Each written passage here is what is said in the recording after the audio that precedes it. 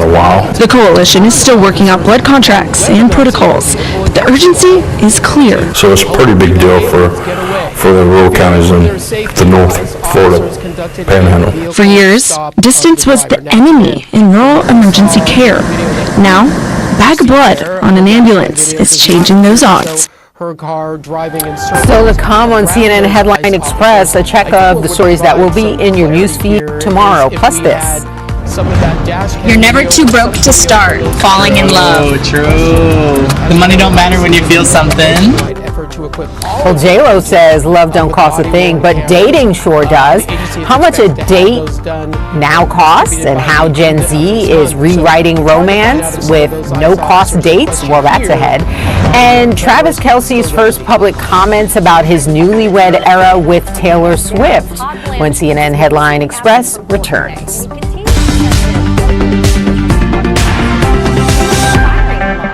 When Judge Sullivan wants to have accountability on the fact that his orders are being ignored. Jake, I was a little bit surprised that there wasn't more than enforcement by Judge Sullivan today, because there's been a myriad of orders, a series of orders that have been entered by him telling Todd Blanche to do something. The critical thing about today was Todd Blanche was being given another opportunity to explain why he wasn't lying. And then there's this brand new federal prosecutor filed the first appearance late last night. He's the one who's sitting at the podium today. But didn't you know you had to come today to answer these questions? Because Block had none of the answers at all. The lawsuit that I brought cuts the entirety of the evidence without the legal redaction of the transparency act says. Which is just the identifying information of the survivors. That's it. Exactly, because what we have heard through Blanche's filings, what we heard today from this prosecutor is the DOJ decided to use and the timing of it is very interesting because they decided to publish this DOJ memo talking about how they would bring absolute redaction. But it came out in January when the full production was supposed to be due in December of 2025. But what the DOJ did under Blanche and I guess even then Romney is they expanded the universe of people that could be victims.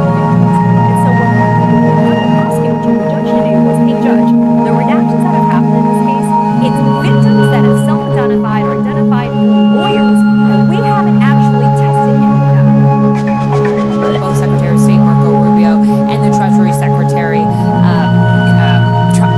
Treasury Secretary Scott Bessent were on that decoy plane, that older Air Force One flight that had taken off without the president. So was Stephen Miller, one of the president's closest aides, also his deputy chief of staff, all of them remaining on the older Air Force One plane that was also carrying reporters.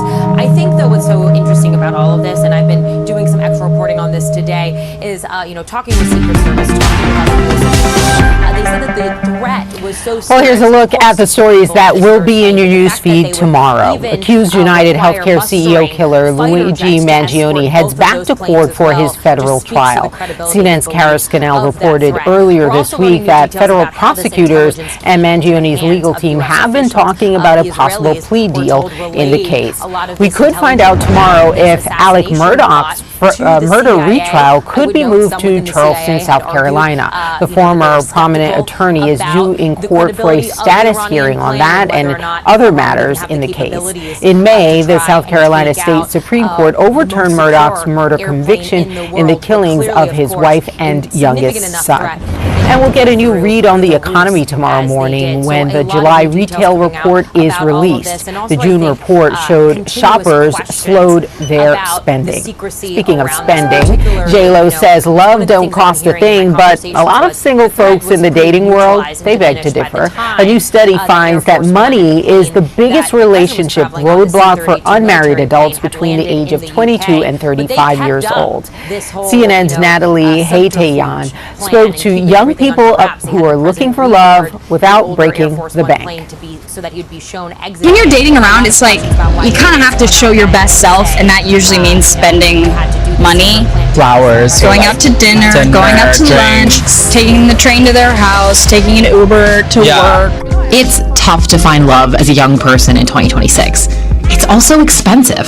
52% of unmarried young adults ages 22 to 35 say not having enough money is their biggest barrier to dating. Particularly in certain parts of the United States and around the world, going on a single date, this can be a multi-$100 investment and decision. It's definitely gotten more expensive to go out. I think I'm spending about $100. The average cost for a date in America, including grooming and gas money, is $189. That's up 12.5% from $168 in 2025. Affordability has been top of mind for many Americans, and dating life is evidently no exception. Maybe if you're going on a bunch of dates in a week, then it starts to, add up, and at that point, maybe you should think about going on less dates and being a little bit more intentional about your time. Experts say this isn't just impacting the romantic aspects of life.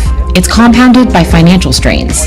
What you get with young adults is kind of this negative feedback loop of I go on first date after first date after first date after first date. It doesn't go anywhere. And now I'm kind of sitting back and I'm not just looking at the one date. I'm thinking about the thousands of dollars that I've invested into early dating experiences that haven't led to significant relationships. But not every young person is giving up. Some are getting creative. You can make a date with no money, make someone feel very special. Come on now. That's not. If some man took me on a hike, I would be so happy. Like, come on. That would be the best. Like, what the Like, that's free. Give yourself a budget and let's see how much food we can get for like $20. That's fun. Despite the difficulties around dating for Gen Z, research shows that more dating means more romantic success. Generally speaking, we do find that most people that continue to invest in their relationships, that continue to put themselves out there, tend to have success, even though it is a lot more complex than it has been before. To put that in Gen Z terms, be yourself. Don't be a poser. Don't be a larper. Be who you are, show up as your true self, and then your person will come for you. You're never too broke to start falling in love. Oh, true. The money don't matter when you feel something. Well, tonight we finally hear from the man himself, Mr. Taylor Swift. Travis Kelce made his first public comments since marrying the pop star. Take a listen. Wedding was the best night of my life, and I appreciate everybody who came out and celebrated and had fun with us. And that's about all I really got from that night. It was a crazy night. It was full of a lot of celebration, but it's football, baby.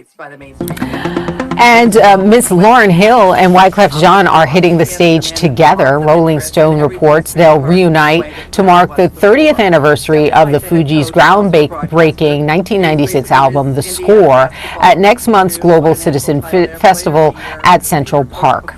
They'll be missing the third member of the Fugees, Pras Michel. He is currently serving a 14-year federal prison sentence for a scheme to help China influence the U.S. government, including illegally funneling millions of dollars in foreign contributions to former President Obama's 2012 re-election campaign.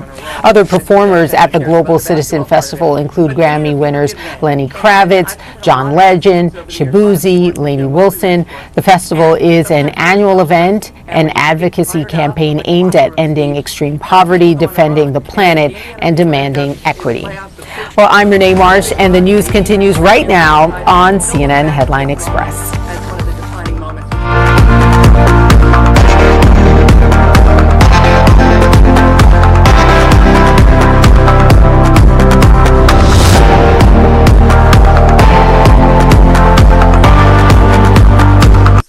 They put it like a blank canvas on the WNBA, and that certainly is a huge headline and will be, I'm sure, for the next few months. Why do you think that is? Like the whole anti-trans debate that was sparked over the course of the last couple of weeks, there's not a single transgender athlete in the WNBA, but where is the WNBA commissioner, the leadership, the PR team in trying to rescue that?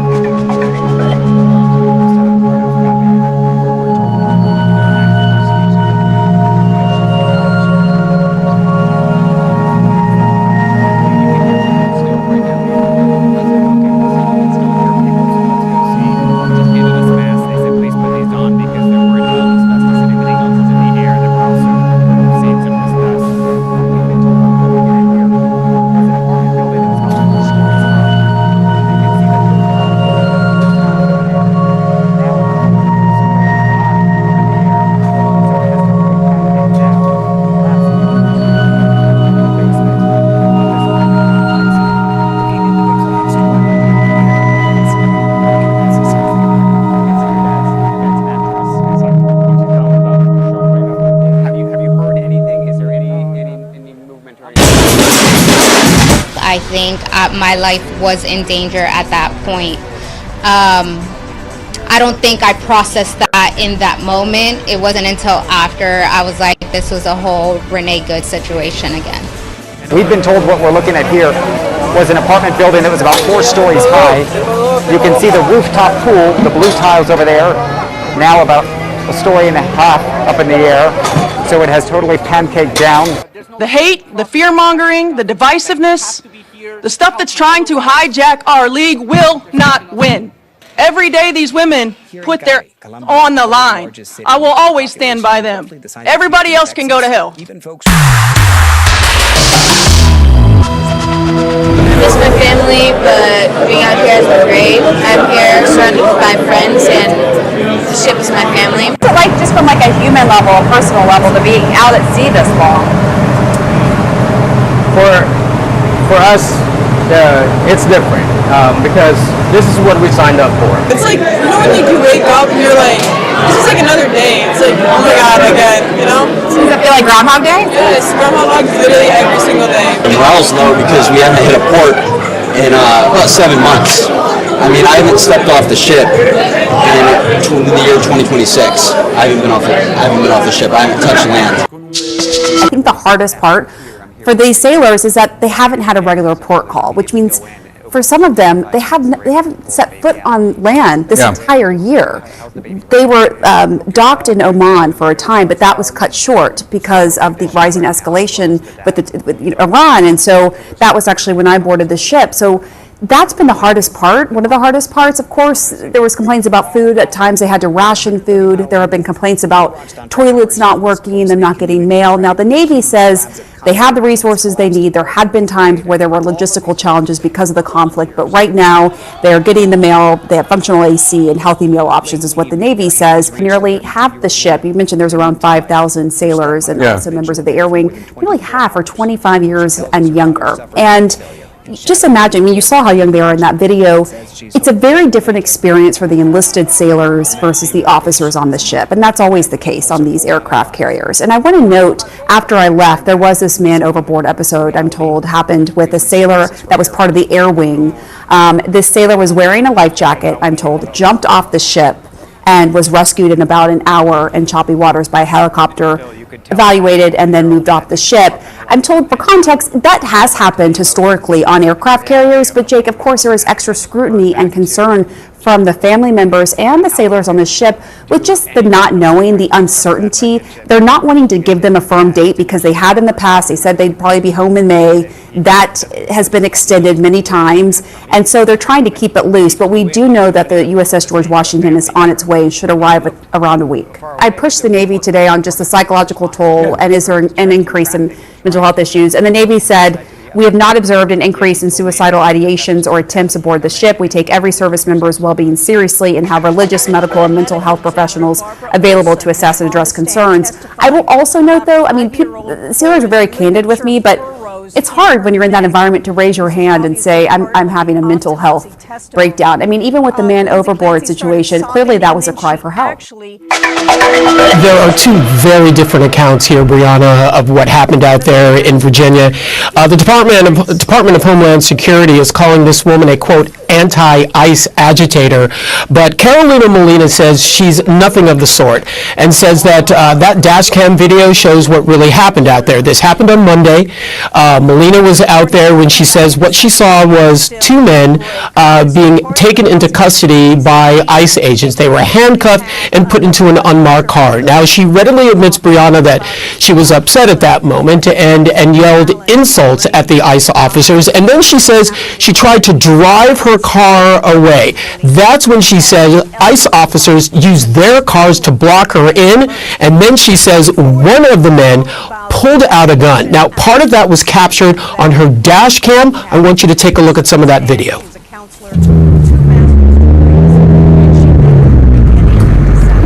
Yo-ho!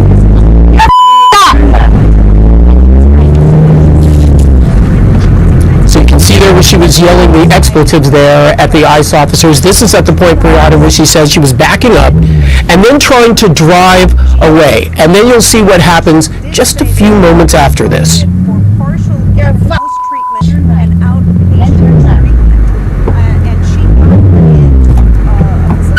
There is one of the ICE officers in a vehicle. There's the other. No, I'm not. Are you following us? I'm actually leaving cards.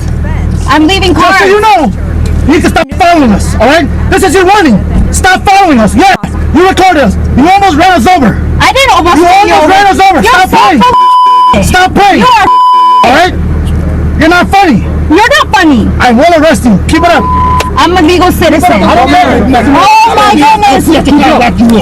Okay. For what? The one that tried to run us over. Run you over when? I got recording. I got dash cam.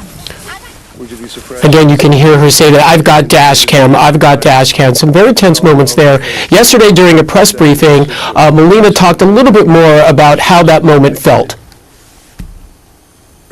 I think my life was in danger at that point. I don't think I processed that in that moment. It wasn't until after I was like, this was a whole Renee Good situation again. Of course, referring to Renee Good, the young mother that was killed by ICE agents earlier this year in Minnesota.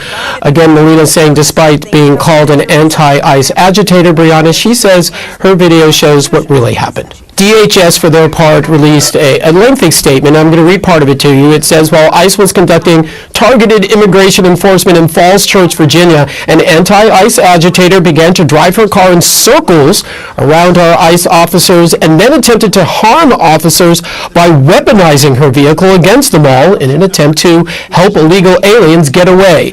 Fearing for their safety, ICE officers conducted a vehicle stop of the driver. Now, again, from what we saw from the video that we received there, her dash cam video does not appear to show her car driving in circles around those ICE officers. I think what would provide some clarity here is if we had some of that dash cam video or some video from those ICE officers in question. As you know, ICE is in the middle of a nationwide effort to equip all of their agents with body-worn cameras. The agency is expected to have those done and distributed by the end of this month. So we're trying to find out if some of those ICE officers in question here had body-worn cameras. Still waiting to hear from ICE. Fish rots from the head down. Todd Blanche conspicuously absent from court today, and he continues to send in other lawyers from the Department of Justice to be in the firing line when Judge Sullivan wants to have accountability on the fact that his orders are being ignored. Candidly, Jake, I was a little bit surprised that there wasn't more of an enforcement by Judge Sullivan today, because there's been a myriad of orders, a series of orders that have been entered by him telling Todd Blanche to do something. The critical thing about today was Todd Blanche was given yet another opportunity to come and explain why he wasn't complying. And then there was this brand new federal prosecutor who filed a notice of appearance late last night named Andrew Block.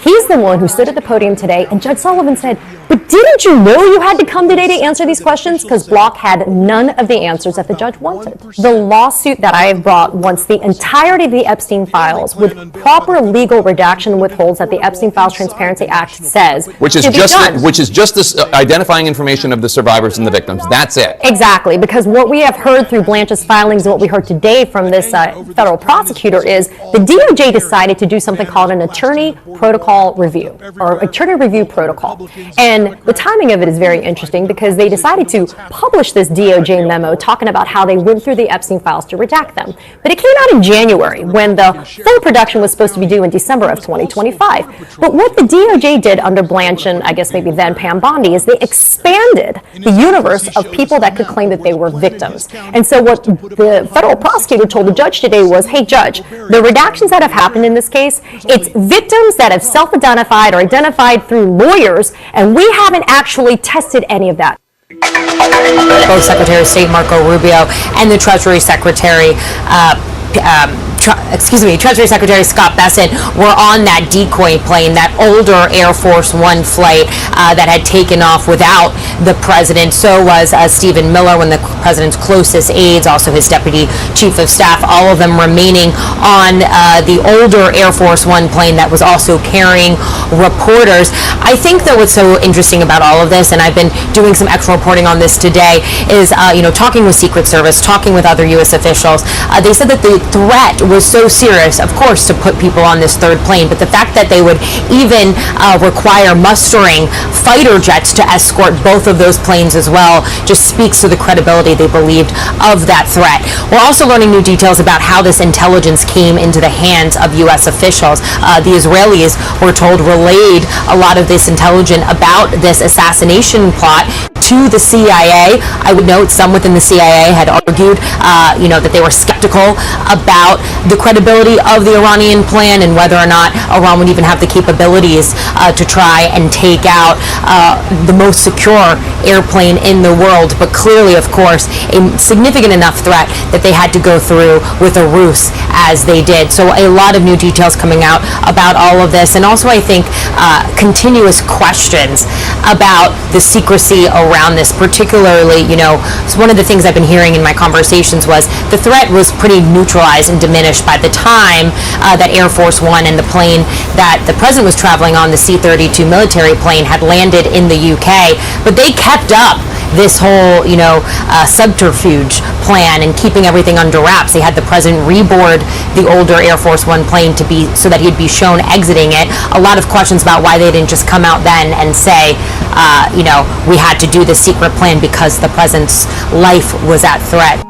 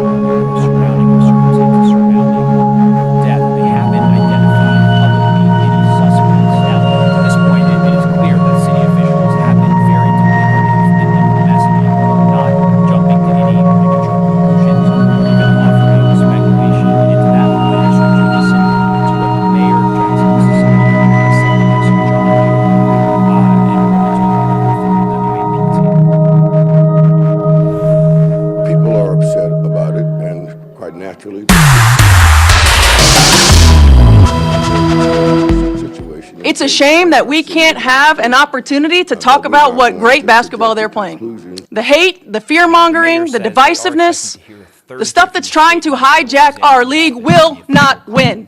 Every day these women put their on the line. I will always stand by them. Everybody else can go to hell. It's a league that is clearly it's going through growing pains. And the Indiana Fever are like a major league team in a sport and a league that basically was ignored for decades by the mainstream media. And so when that happens, obviously lots of fans come in, lots of interest, and everything is picked apart in a way that it never was before. Stephanie White, the head coach, is also a broadcaster. She's basically Miss Indiana basketball, went to Purdue, won a national title there, player of the year, Fever coach before, again now, very experienced person. When she goes off, you know that she's upset and that it's pretty bad.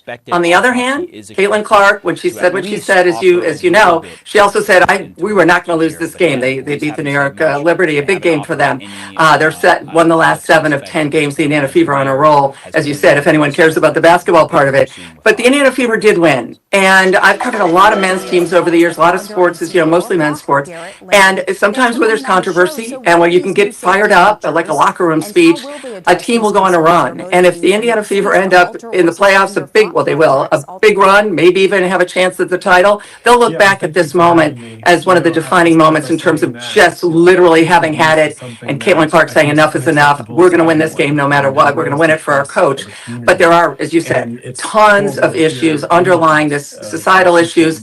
Almost anything that people want to talk about societally, they put it like a blank canvas on the WNBA, and that certainly is a huge headline and will be, I'm sure, for the next few months. Why do you think that is? Like the whole anti-trans debate that was sparked over the course of the last couple of weeks, there's not a single transgender athlete in the WNBA, but where is the WNBA commissioner, the leadership, the PR team in trying to kind of wrest control back here? Police officer will be proactively locked out of the You nailed it. Kathy Engelbert, a top official executive at Deloitte, a woman in a man's world, the kind of woman that we celebrate. I've known her forever. It pains me to say this, but she has been missing in action basically throughout these last 3 years, which I would call the Caitlin Clark era. I know that makes people angry, but it's true. The TV ratings, the attendance, every part of it is increased exponentially because of Caitlin Clark's arrival in the WNBA. And as you know, from covering all the stories you have over the years, where there's no leadership, where there's a vacuum, what enters that vacuum? Anger, aggression, nonsense, controversy. And that's what we're seeing.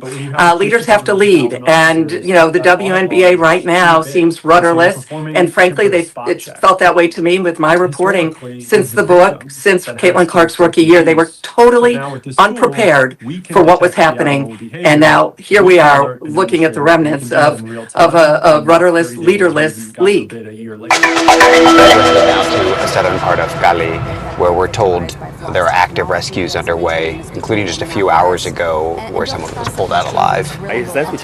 You can hear people still right now. Well, they won't bust up. Okay, he said you can still hear people, so let's go see. Just handed us masks. They said please put these on because they're worried about asbestos and anything else is in the air that we're also seeing some of this dust. We've been told what we're looking at here was an apartment building that was about 4 stories high. You can see the rooftop pool, the blue tiles over there, now about 1.5 stories up in the air. So it has totally pancaked down, collapsing into the basement of this apartment complex. Looking into the collapsed rubble, Harold Valencia recognizes something. You can see your dad's mattress. Exactly, which is that one that he's showing right now. Have you heard anything? Is there any movement or anything? I've been here for 2 days and we don't hear any future there. Harold flew in Tuesday from his home in Fort Lauderdale, Florida, and he isn't the only one here doubling as a first responder. And how old are the 2 people still missing, roughly? Late teens. Teenagers? Late teens, yes. And a brother and sister? Yep. How do you even process this moment? There's no way to process it. Like, you don't process it. You're just here dealing. Like, if you're at home, maybe you may have to find some way to cope with it. Like, there's no time to process this type of stuff. Like, you have to be here helping. Otherwise, there's nothing else to do. Here in Cali, Colombia's 3rd largest city, with a population roughly the size of Houston, Texas, even folks working at hotels, or taxi drivers even, are splitting their day between their actual work and helping with rescues. Motivated by scenes like this, a man handing off a baby boy from within the rubble, dust covered and struggling to breathe, but he's alive. Se llega a ver la cabecita del bebé, sí, un pedazo de la...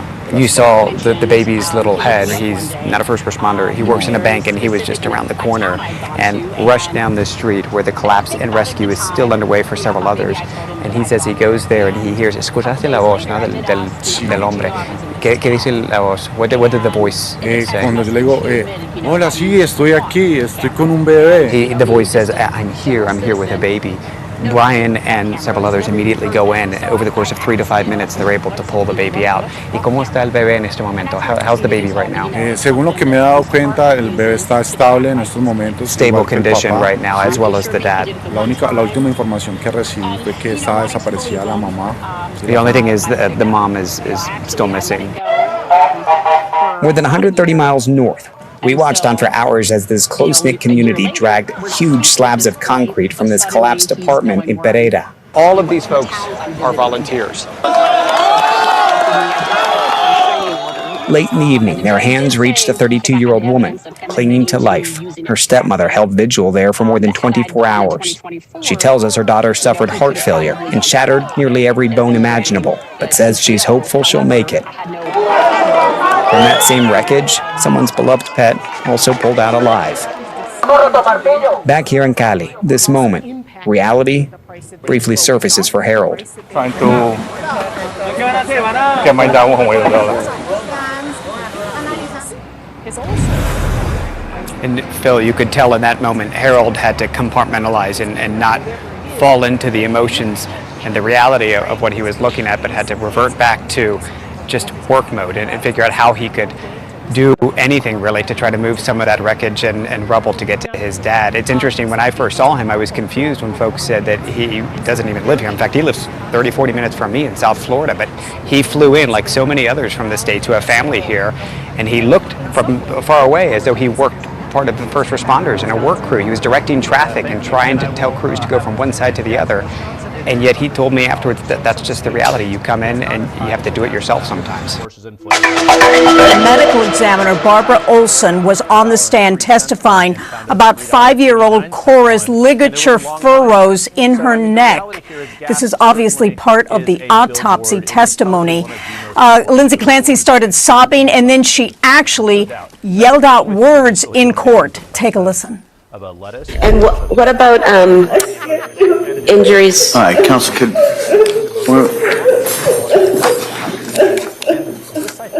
let me take a break this time, all right? All right. Sure, close your notebook. Place them on the chairs, please. So the court has not come back into session. It is still on a break, but this is part of the prosecution's case in chief. They previously had a doctor from the medical examiner's office talk about Callan, 8 months old Callan, his brains and his eyes, and what happened to him when he was strangled. This is difficult testimony, but it's part of the elements the prosecution must prove in their murder case. Now, before that, it was all about the medication and the counseling that Lindsay Clancy had. Letitia Dukes took the stand. She is a counselor, 2 master's degrees, and she met with her beginning in December, and she actually had 4 visits. 3 of them were telehealth, 1 was in person, and she said that when Lindsay Clancy came in, that she talked about anxiety, talked about depression, but she actually got her to smile a little bit and even laugh at one point.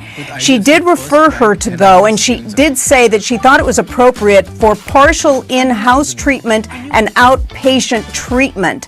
And she got her into a facility in Rhode Island that specialized in exactly what Lindsay Clancy may be going through.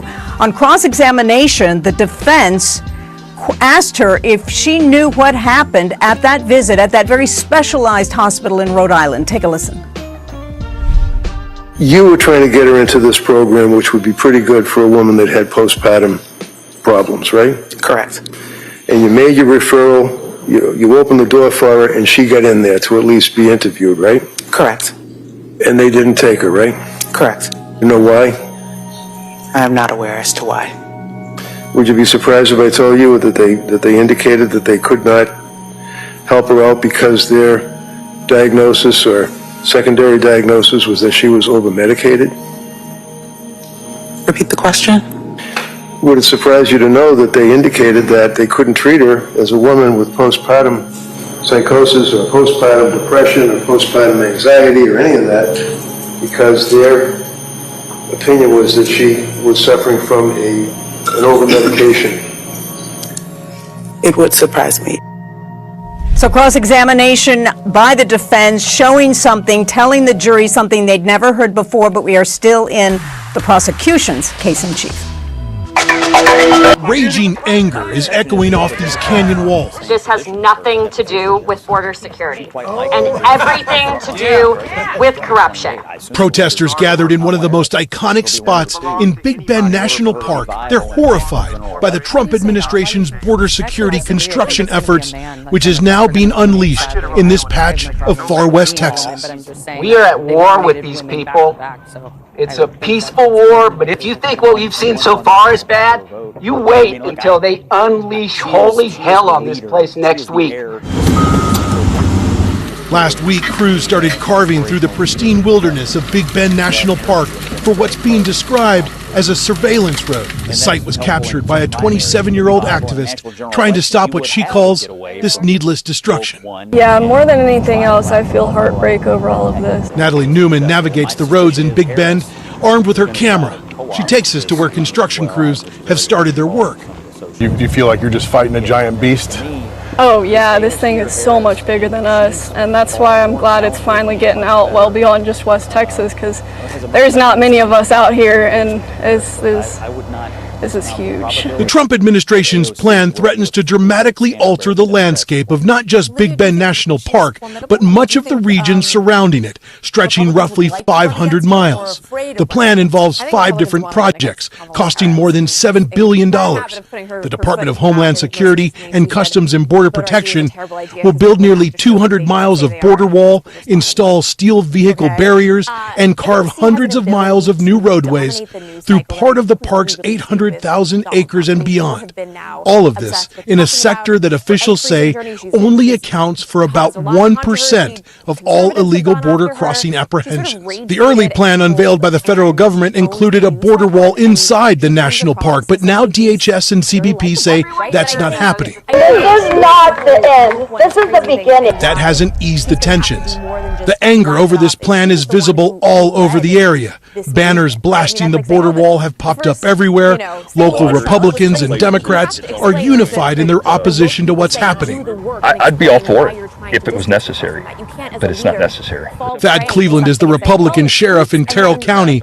He was also a Border Patrol agent for 26 years. They want to put in vehicle barrier in a lot of this area. Yes, sir. In his office, he showed us a map of where the plan in his county is to put about 160 miles of steel vehicle barriers along the Rio Grande. There's only one problem. And these are places where it's physically impossible to drive a car through. 100%. Makes no sense at all to put a vehicle barrier. You must be scratching your head going like, what are we doing, folks? Definitely. I'm very disappointed. At the beginning of the first Trump administration in 2016, we came to the Big Bend region. And I want you to tell Donald Trump that we already have a wall. Thank you very much. And reported on what many feared the new president might bring to this area, and asked this question. How in the world do you build a wall in this kind of terrain? 10 years later, we're sitting down with the former superintendent of Big Bend National Park, Bob Krummenacher. He says the more pressing question is not how, but why the Trump administration is doing this. I would say it is one of the most insane and destructive and, yes, ridiculous ideas I have ever heard. I never really thought anything this absurd would happen in any national park, let alone the one I know so well. 36-year-old.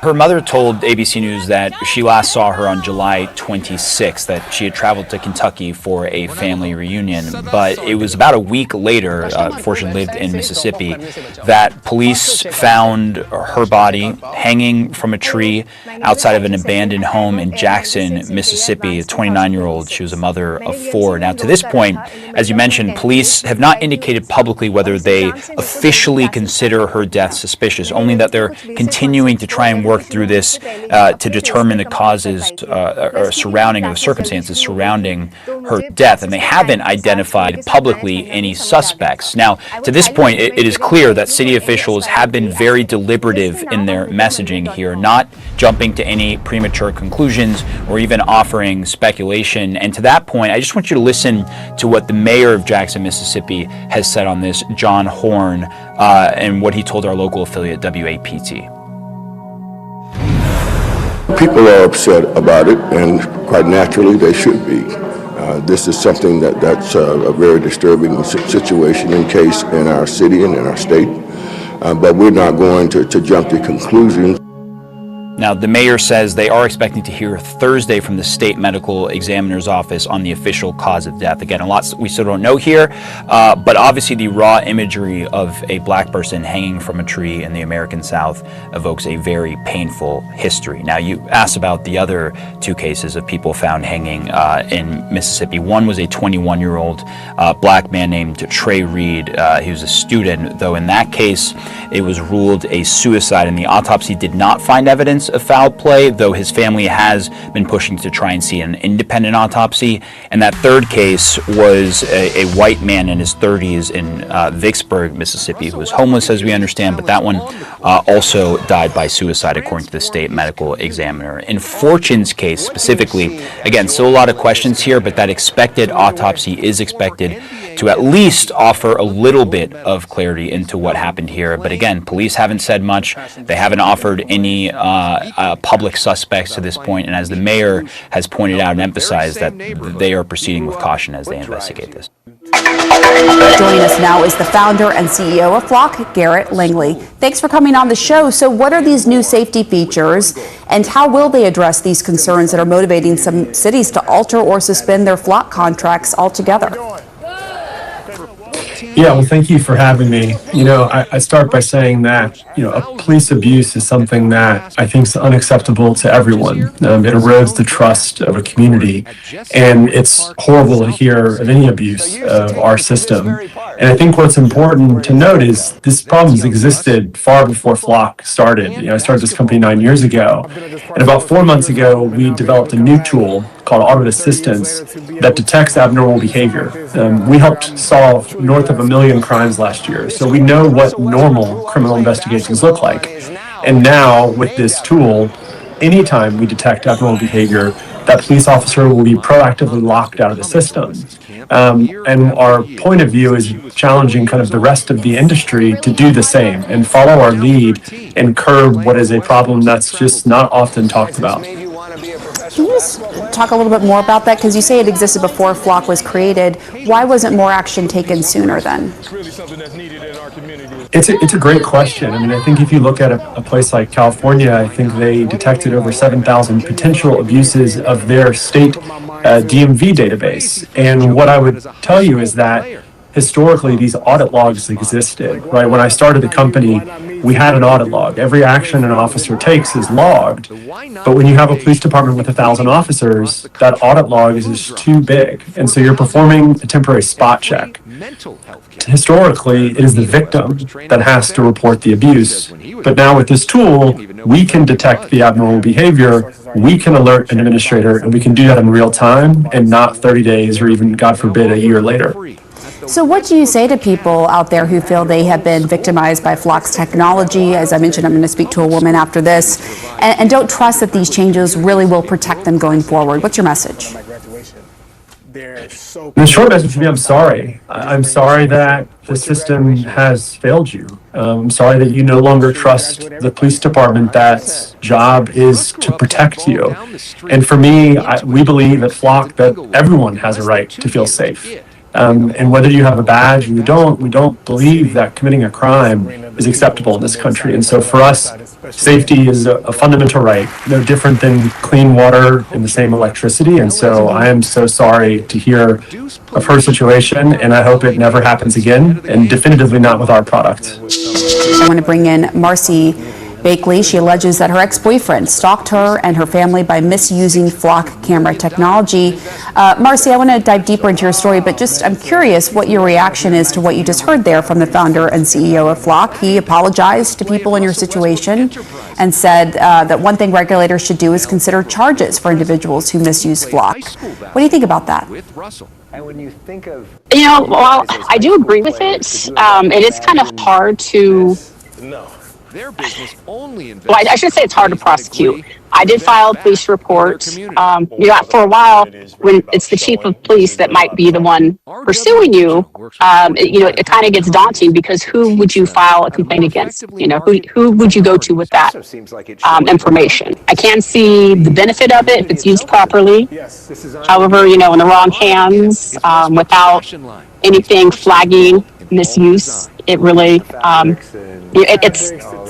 it's tough to decipher how you really feel, especially when you've been subjected to pretty much stalking the past year and a half. My ex-boyfriend had mentioned he looked me up one day.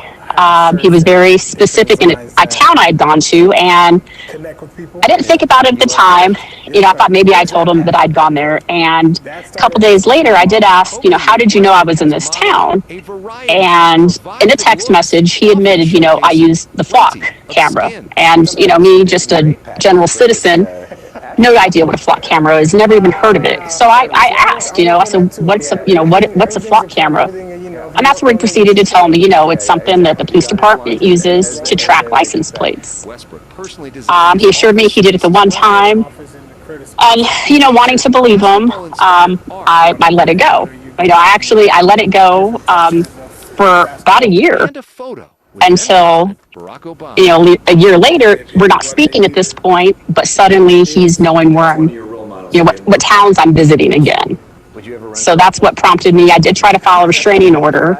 And the judge did say, because I had the evidence of him admitting to using it to track me, that had I gone in 2024, he could have probably done something about it, as in granting the TPO. However, I had no actual current proof of being stalked. Donald Trump's decision to go to war in Iran is impacting the price that they pay at the pump, the price that they pay if they want to fly somewhere on vacation. They also understand that his tariff policy has also impacted the price they're paying to get their kids school supplies, to go back to school or whatever it is.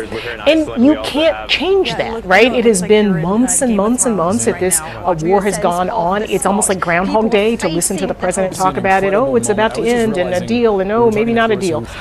So it's a problem for Republicans, and so their challenge is, how do you go to the voters and explain what's going on? How do you say, in some ways, your reality isn't your reality. You just came back from Wisconsin. Welcome back. Thank you. And I will have this to say on gas. In Wisconsin, it is under $4. So in some swing states, it's not as high as the national average, which of course is inflated by New York and California. But I drove past a $4.03 one and found a $3.89 one, and there was a long line there. So, I mean, the reality here is gas certainly is a billboard. It is probably one of the most important billboards and campaign signs of this campaign. There's no doubt. But I think the only thing that is really going down is the price of a lettuce because of a variety of other issues, and it is. On the Iran war, I mean, I still run into voters who aren't sure what it was about. I mean, and this, I think, is just really a hangover effect of the president never really articulating the case for why it was necessary. Yes, he talked about Iran having a nuclear weapon, but I'm not sure that really broke through. So I think there's just sort of this malaise in that respect. But the bottom line is the stock market has still performed very well, and people talk about that as well. So I'm not sure at the end of the day the affordability message is going to be the only thing that Democrats are hoping on here.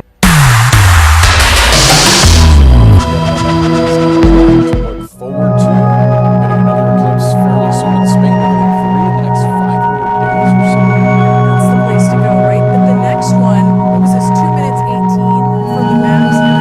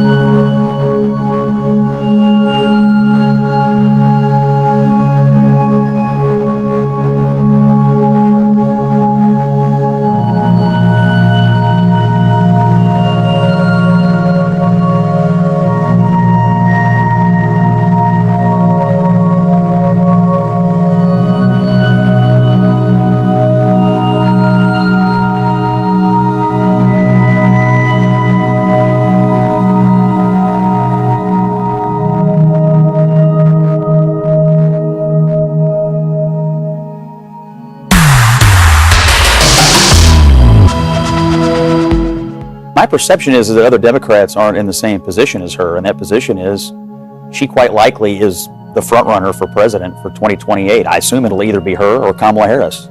It'll be one of the two.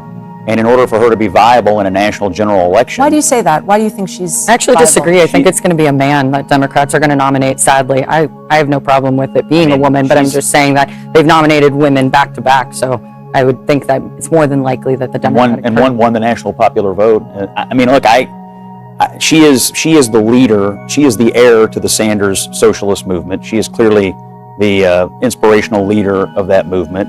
That energy in the Democratic Party is on the move, and that's helpful in some primaries. To be viable in a national general election, you would have to get away from woke one and try to laugh it off, although I don't think that tactic is going to be successful. My suspicion is Harris is going to try to co-opt this lane as well. I know she's already making calls to some of the socialists to try to get in with them, but to me, it's AOC or Harris, and she's far more talented and a much better, has a much better understanding of modern communications than Harris does. I would not discount the probability that AOC will be the standard bearer for Democrats in 2028. Lydia, do you think she's formidable? I mean, do you think Republicans would like to run against her or are afraid of running against her? I think Republicans want to run against Kamala Harris, who has a bad habit of putting her foot in her mouth. I think most recently she said voter ID was a terrible idea because people would have to show who they say they are, and most people responded with, okay.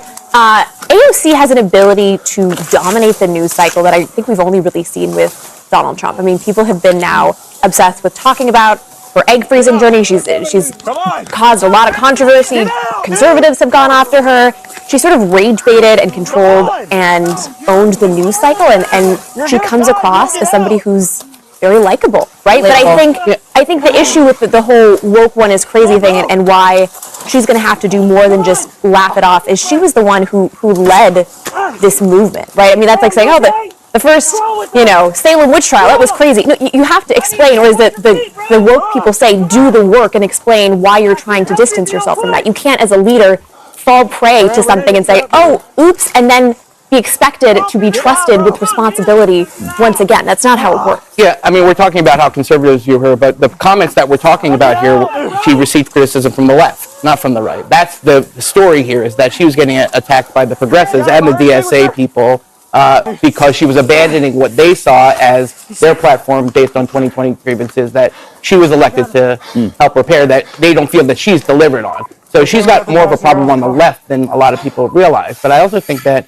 because of what you said, because she's a lightning rod now, there's nothing she can't do without getting criticized by everyone. I mean, I come from an IVF family, and, my wife has written a lot about our IVF journey. And I've come to know for sure that this is an area where there's not a lot of really good information for women, and where there needs to be a lot of taboo breaking, a lot more demystifying. And that's what she was doing, but everyone attacked her for it. I thought what she did was brave, and she just got a wave of misogyny and hate from everyone. So I think that this is what it is. She understands the territory that she's in. And she's doing what she's navigating best she can, but there's no way she can. But do you think she's a front runner for 28? No. So I think she's in the mix for sure. She may be a kingmaker, not a queen. Yeah. So like I think that there's a great deal of audacity for a lot of people to be discussing, a 36-year-old career woman, how she's navigating and maturing throughout this process, balancing Washington D.C., who wants to have a family, things that women go through, and deal with those pressures day in and day out. And I just think that the audacity of a lot of people, these people who sit in their basement, tweet all day and eat Cheerios off their stomach, criticizing her for her IVF journey. Guilty as charged. Is like a weird thing that happens. And so I applaud her for having the audacity to be true to herself. Now, this whole thing about her being a front runner is just absent the reality of what the democratic process is.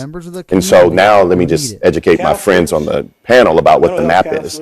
It's South Carolina, it's New Mexico, it's Nevada, it's Virginia, and it's Michigan. And so the politics of DSA, the politics of the progressive movement are not necessarily something that are going to bode well in those first few states, whereby you have to go and talk about the moderate voters that we just. But this is what the pivot's about, right? But, Smart for and so that's what I'm saying. However, to Scott's point, somewhat is that it's very difficult to shed your brand right now to run for office. And so her brand is that queen of the progressive movement, and that's what people know her for. And she's going to have to lean into that, because when you get in betwixt and in between, then people start questioning what you stand for. And I think the map is a very real reality for a lot of people. I will say though that I think that if she wants to be a serious contender, she does need to shed these bad policies, because they are bad policies. Defund the police, bad policy, it's radioactive. And so if she means it and is truly authentic with it and voters buy it, then she could be a serious contender. And I'm willing to give her grace that if she truly has seen the light and thinks, okay, this is a bad policy, then I'll do that. Using Flock technology to track and follow her ex-girlfriend. Court documents obtained by the late reveal she was deemed a threat to her ex and forced to turn in any guns.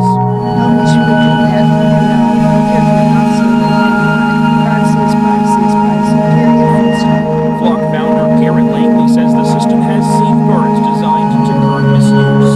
It's a disappointing story when I see it, but I also go, look, this is working.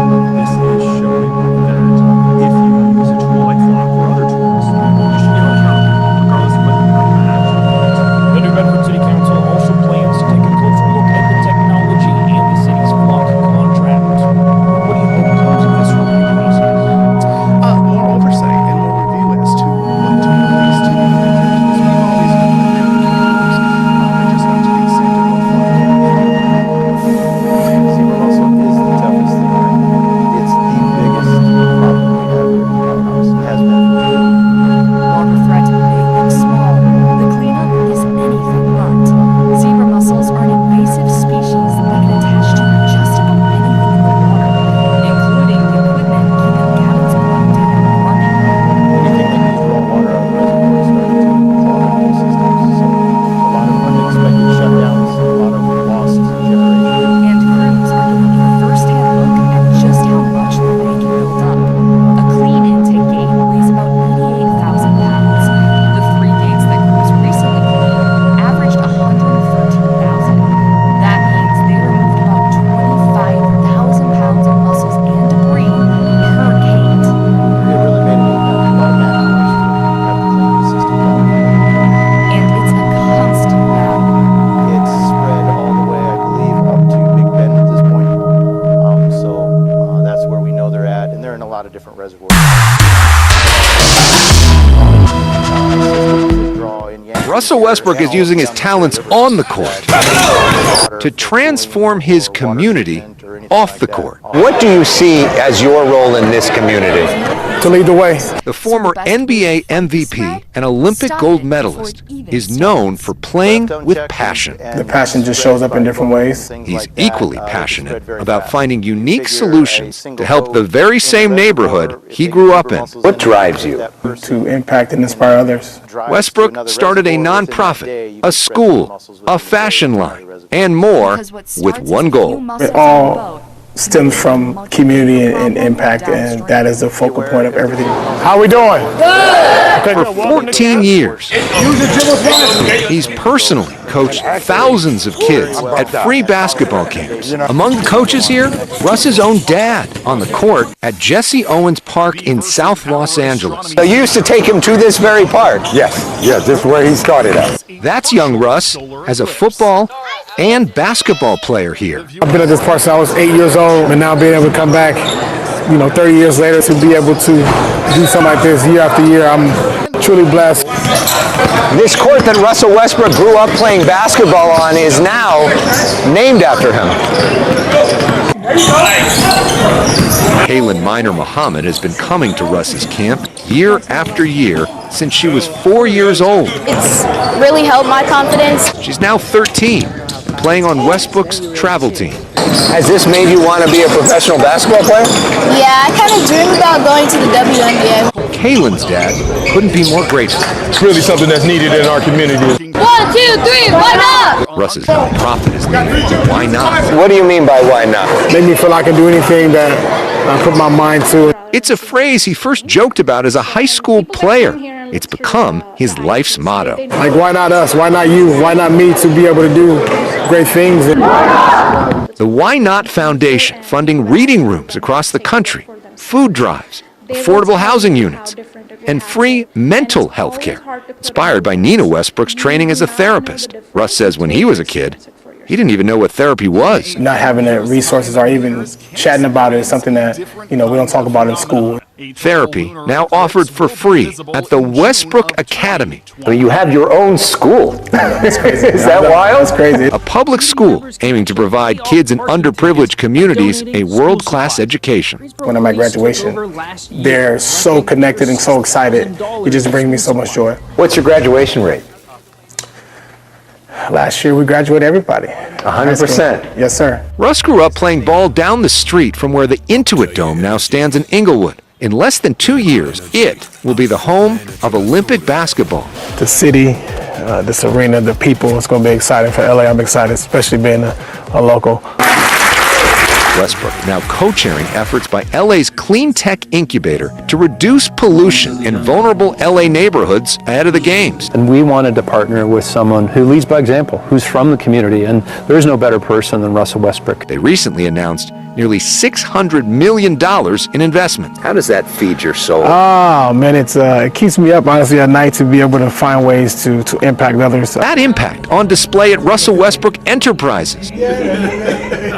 Danelle Beverly is the president here. He played high school basketball with Russell. And when you think of you guys as high school players, could you have ever imagined this? No. Their business only invests in companies that agree to invest back in their community. When we talk about community, it's really about showing versus doing a lot of talking. RW Digital works with Fortune 500 companies to teach them how to more effectively market to minorities. It also seems like it's showing the companies that the community itself is important. Yes. This is Honor the Gift here?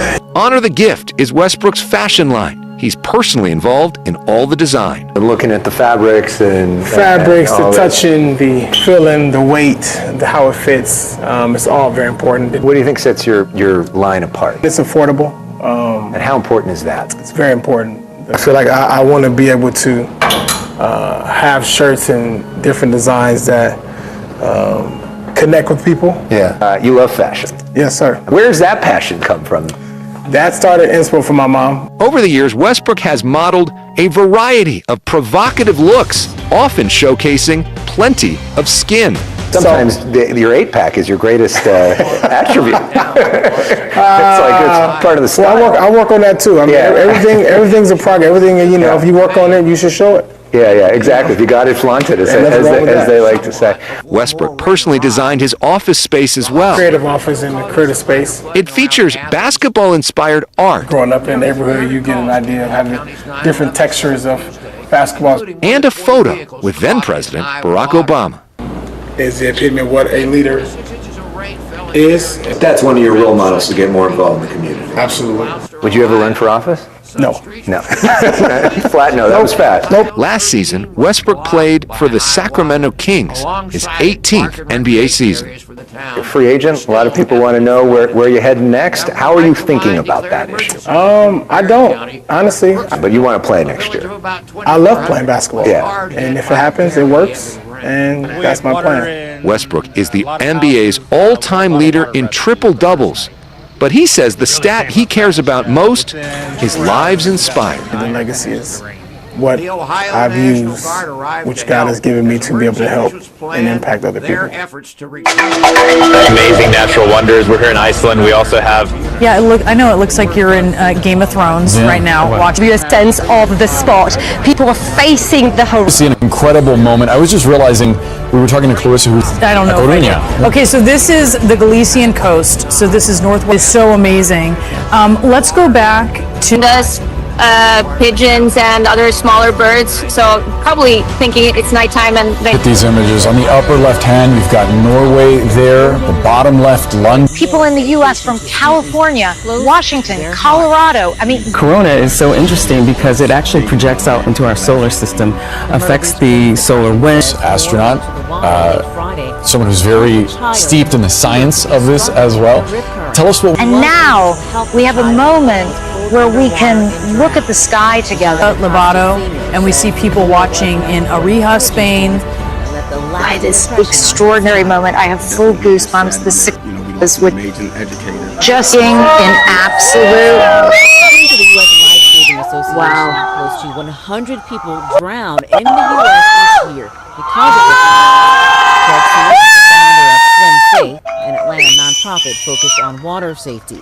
We tend to underestimate how powerful they are and tend to overestimate our swimming abilities. I don't know if you guys can hear that. I'm just letting it kind of play out because it's so magical. Caught in a rip current. Flip, float, and follow. So what you want to do is flip to your back. Some incredible views, some unforgettable memories, and a lot to look forward to. We're getting another eclipse fairly soon. In Spain, they're getting 3 in the next 500 days or so. Yeah, that's the place to go, right? But the next one, what was this, 2 minutes 18 for the max areas of totality? 7 minutes 51 seconds in some areas in February 2027. Being able to, adapt and to allow the kids to understand that, hey, each and every one of you are very much unique. Though living with Down syndrome, 52-year-old Jennifer Jaspers says she has traveled solo before. I can fly by myself. Jennifer looked forward to a yearly birthday trip to North Carolina and a stay with her dad and cousins. So July 23rd, her mother, Cindy Garrett, took Jennifer to Epley Airfield for an early morning flight. Cindy says her daughter has flown by herself dozens of times. But when she brought her here to the American counter to check in for a recent flight, she says Jennifer was asked a question that caused both of them to talk. She could get herself out of the building by herself. And she said, I don't know. Because it threw her. She didn't know how to answer that. Cindy says a supervisor got involved in the assessment and they denied Jennifer a boarding pass, so she reacted. An American Airlines spokesperson sent me a statement that in part says, to support those who need special assistance, customers who are unable to follow safety instructions during their journey are required to travel with a safety assistant. But Cindy says her daughter has flown alone before. To transfer airplanes, we have it set up that they walk her to the next gate. I said, there's never been a problem. She has a phone in her purse all the time. She knows how to use it. The American spokesperson says staff follow procedures to determine that a safety assistant would be required to travel with the customer. The safety-related questions include if the customer can follow the instructions to evacuate the terminal. The director of the Down Syndrome Alliance has her own question. If they have these questions that they ask to determine whether or not someone can fly, how are they deciding who to ask those questions to? That would be something I wonder about. The American Airlines spokesperson says the option was offered for a safety assistant to travel with Jennifer at no cost, but the customer chose not to travel and the ticket was refunded. She had a first-class ticket, so she would get a first-class anywhere. Cindy says it's taken Jennifer's father 2 weeks to plan a round-trip flight for him to come to Omaha and be a travel assistant, costing $1,800. So they'll ask American Airlines if the no-cost offer still applies. If they're the ones demanding that. We had water in a lot of houses, a lot of water rescues the first night. It really came up fast. Within 4 hours, I think we got like 9 or 10 inches of rain. Police video caught the nightmare moment last Wednesday. Cecilia says while driving, Matthias threw up and began to choke. You can hear her frantically asking for help on a 911 call. And I think there's a bass. I was like, slow down, dude. You might lose it. This looks like something we haven't caught before. But he and Dad Michael never expected this to be on the other end of the line. I was like, oh, it's like a bluegill. I don't know what this is. And he said, it's a piranha.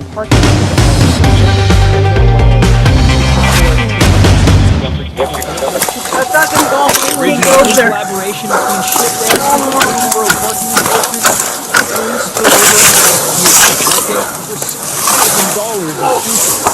this year. Get up! Come on! Come on, grab his hand! Get out, dude! Oh, Come on! You're gonna die if you don't get out! Warehouse to get supplies completely like no books, library. Come on, bro! Come on! Come with us! Oh, you okay? Come on with us! Cool! I need you to push your feet, bro! Push! Come on! I can't help you if you don't push! It's a burden. Man, we're gonna get trapped, brother. Cross it! Get out, bro! Come on, man! You gotta get out! Get out, bro!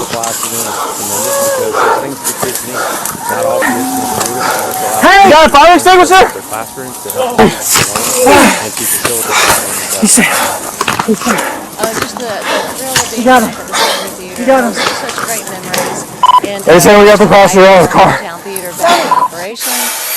Our community is grieving today, but our grief must lead to action, and our action must lead to collaboration, and our collaboration must lead to results. We owe that to the young man who lost his life today. A community in mourning Wednesday as the life of Jamiltron Fair was cut short following an early morning shooting as he was getting on his school bus. The loss of this young man is a tragedy, and it affects all of us.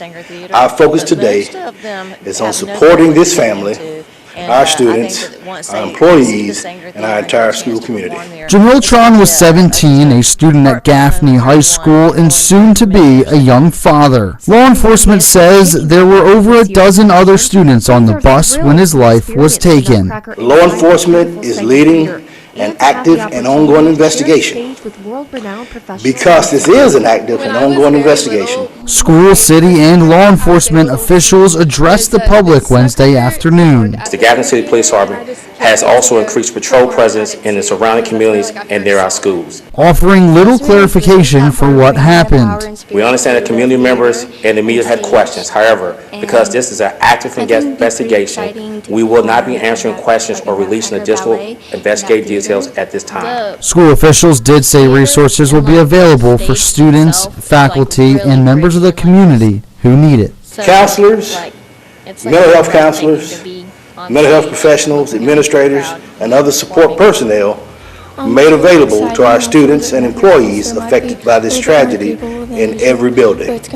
And those people will be available tomorrow and throughout this week and beyond that if necessary. It's been 2 months since... You probably drive by at least one every day. I think it's an invasion of my privacy. These flock cameras snap and store photos of your license plate. They scan your car's color, make, and model whenever you pass by. Police say they've helped solve serious crimes, and for almost 2 years, New Bedford police have shared data with more than 100 other law enforcement agencies. At least until now. What do you think that New Bedford, at least for now, is turning them off? I think that's a great idea. In New Bedford, it's lights out for the city's 20 flock cameras, while police review how they're being used and develop new flock policies. I think they should keep them. I think we got by fine without them for long enough. I don't really see the need for them. The decision to go dark comes as police confirm an officer is on leave after a technology audit helped spark an internal investigation. The New Bedford Light reports patrol officer was accused of using flock technology to track and follow her ex-girlfriend. Court documents obtained by the Light reveal she was deemed a threat to her ex and forced to turn in any guns. Nobody should be doing that, and I don't care if you're an officer of the law or not. Privacy is privacy is privacy, period, full stop. Flock founder Garrett Langley says the system has safeguards designed to curb misuse. It's a disappointing story when I see it, but I also go, look, this is working. This is showing that if you use a tool like Flock or other tools, you should be held accountable, regardless of whether you have a badge or you don't. The New Bedford City Council also plans to take a closer look at the technology and the city's Flock contract. What do you hope comes of this review process? More oversight and more review as to what took place to even enter into this. We've always known that there were cameras, but just not to the extent of what Flock cameras do. Zebra mussel is the toughest thing right now. It's the biggest problem we have here at the powerhouse and has been for 10 years. While the threat may look small, the cleanup is anything but. Zebra mussels are an invasive species that can attach to just about anything in the water, including the equipment keeping Gavin's Point Dam running. Anything that used raw water out of the reservoir started to clog up those systems. So a lot of unexpected shutdowns, a lot of lost generation. And crews are getting a first-hand look at just how much they can build up. A clean intake gate weighs about 88,000 pounds. The 3 gates that crews recently cleaned averaged 113,000. That means they removed about 25,000 pounds of mussels and debris per gate. It really made an impact. A lot of man hours to have to clean these systems out and keep everything going. And it's a constant battle. It's spread all the way, I believe, up to Big Bend at this point. So that's where we know they're at, and they're in a lot of different reservoirs across the country. It also impacts a lot of the systems that draw in Yankton here and all up and down the Missouri River that draw their water for cooling or water treatment or anything like that off the river. So even potable water. There's no easy fix, so the best way to fight the spread? Stop it before it even starts. Left unchecked and spread by boat and things like that, they can spread very fast. You figure a single boat in the reservoir, if they get zebra mussels in it, if that person drives to another reservoir within that day, you could spread zebra mussels within the day to another reservoir. Because what starts as a few mussels on a boat can become a much bigger problem downstream. Be aware if there's zebra mussels in the reservoirs. Be aware after you leave those reservoirs to clean your live wells, clean your boats, clean everything very, very well, and follow the recommendations before you go on to the next reservoir so you can stop the spread. The Versant Power Astronomy Center welcomed the public on Wednesday to experience a partial solar eclipse. The viewing party comes more than 2 years after Maine experienced a total solar eclipse, a memory that brought a handful of people back out. Seeing the full eclipse in 2024, I was very excited at the prospect of maybe seeing some more, because it'll never happen again in my lifetime. So this is a once-in-a-lifetime shot. So I thought it was really special. I always feel lucky when we're able to see the eclipse, just because you never know how cloudy it's going to be. And today we were able to see it, which is pretty cool. Those who stopped by the University of Maine had the chance to view the astronomical phenomenon in the historic Clark Telescope Observatory, looking through a telescope that's over 125 years old. There's an aspect to actually seeing something with your own eyes rather than seeing it on screen. So, and people that come here and look through the eyepiece, they know the difference. And it's the same thing that people who saw maybe a live stream of the total eclipse in 24 and people that actually went to take a look for themselves. They will tell you how different it would have been. And it's always hard to put into words. You do not know the difference until you experience it for yourself. In a few years' time, Mainers can experience a different kind of phenomenon. A total lunar eclipse will be visible in June of 2029. Community members can actually pay off parking tickets by donating school supplies. Greensboro Police took over last year, collecting over $6,000 in school supplies. They're now trying to raise money to have Brownie properly cremated. Kyron Laveau, WWL, Louisiana. What Martin Cope saw outside his home Saturday looked more like one of his movies. Water surrounded his Franklin home, leaving Cope, his friend, and 12-week-old puppy Winston waiting for help. First responders eventually reached them by boats, and Cope says they deserve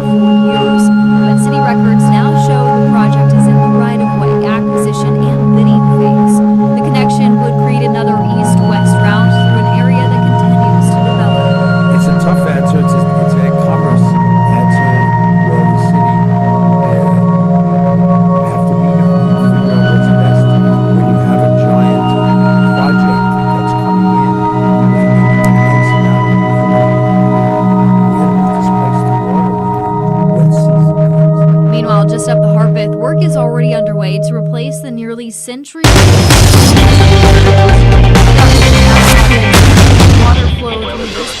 A lot of water has gone down in parts of southeast Ohio, but mud, damaged homes, and businesses remain, and communities are now trying to figure out how to recover somewhat before more rain arrives. The Hocking River is still causing some minor flooding around Athens. Nearly 300 calls came into the county's 911 center Tuesday, including more than 40 vehicles caught in high water. Then 4 to 6 inches of rain fell in the area around Sunday Creek quickly, flooding Gloucester, Ohio. Some streets were still flooded Wednesday, and Ohio 13 was blocked by high water.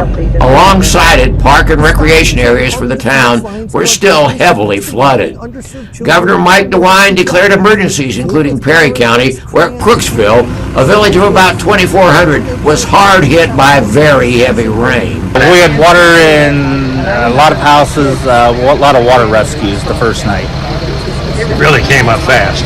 Within 4 hours, I think we got like 9 or 10 inches of rain. The Ohio National Guard arrived to help as emergency officials planned their efforts to recover from a serious enough flood to draw the governor to the community. It's the worst I've seen it in my lifetime here. We've had previous high water events, but nothing this serious. The rain stopped, at least for a while, but the emergency impact did not. Athens County officials say the water hasn't been this high in the northern part of the county since 1998. Parents at Rockbridge Elementary School tell us they're holding memories of Derek Moore's dedication to students close to their hearts. He's one of the guys that would be there first thing in the morning and the last one to leave. The Myrtle Beach Police Department says Moore went into the water late Friday to help a child who appeared to be struggling with the rip current. He was able to help the child, but was pulled underwater and drowned. Dijon DaCosta Sr. says Moore was known for encouraging students and left a lasting impression on his child. But definitely just saddened that, we lost an amazing educator, someone who was there to support our scholars. According to the U.S. Life-Saving Association, close to 100 people drown in the U.S. each year because of rip currents. Craig Sears is the founder of Swim Safe, an Atlanta nonprofit focused on water safety. We tend to underestimate how powerful they are, and we tend to overestimate our swimming abilities in general. And I say we, I mean everyone. He says we can do 3 simple things if we're caught in a rip current. Flip, float, and follow. So what you want to do is flip to your back and float, and basically relax, and then follow the current out, allow it to pull you out, and then swim parallel to the shore to where the rip current is not pulling you out anymore, and then swim back in. In a statement, the DeKalb County School District says students and staff are saddened about Moore's passing. Everyone lovingly called him Coach. His energy coming, high-fiving the kids, being able to, adapt and to allow the kids to understand that, hey, each and every one of you are very much unique. Though living with Down syndrome, 52-year-old Jennifer Jaspers says she has traveled solo before. I can fly by myself. Jennifer looked forward to a yearly birthday trip to North Carolina and a stay with her dad and cousins. So July 23rd, her mother, Cindy Garrett, took Jennifer to Ebley Airfield for an early morning flight. Cindy says her daughter has flown by herself dozens of times, but when she brought her here to the American counter to check in for a recent flight, she says Jennifer was asked a question that caught both of them off guard. Whether she could get herself out of a building by herself. And she said, I don't know, because it threw her, she didn't know how to answer that. Cindy says a supervisor got involved in the assessment and they denied Jennifer a boarding pass, so she reacted. Started crying at the airport. An American Airlines spokesperson sent me a statement that in part says, to support those who need special assistance, customers who are unable to follow safety instructions during their journey are required to travel with a safety assistant. But Cindy says her daughter has flown alone before. To transfer airplanes, we have it set up that they walk her to the next gate. I said, there's never been a problem. She has a phone in her purse all the time. She knows how to use it. The American spokesperson says staff followed procedures to determine that a safety assistant would be required to travel with the customer. The safety-related questions include if the customer can follow instructions to evacuate the terminal. The director of the Down Syndrome Alliance has her own questions. If they have these questions that they ask to determine whether or not someone can fly, how are they deciding who to ask those questions to? That would be something I wonder about. The American Airlines spokesperson says the option was offered for a safety assistant to travel with Jennifer at no cost.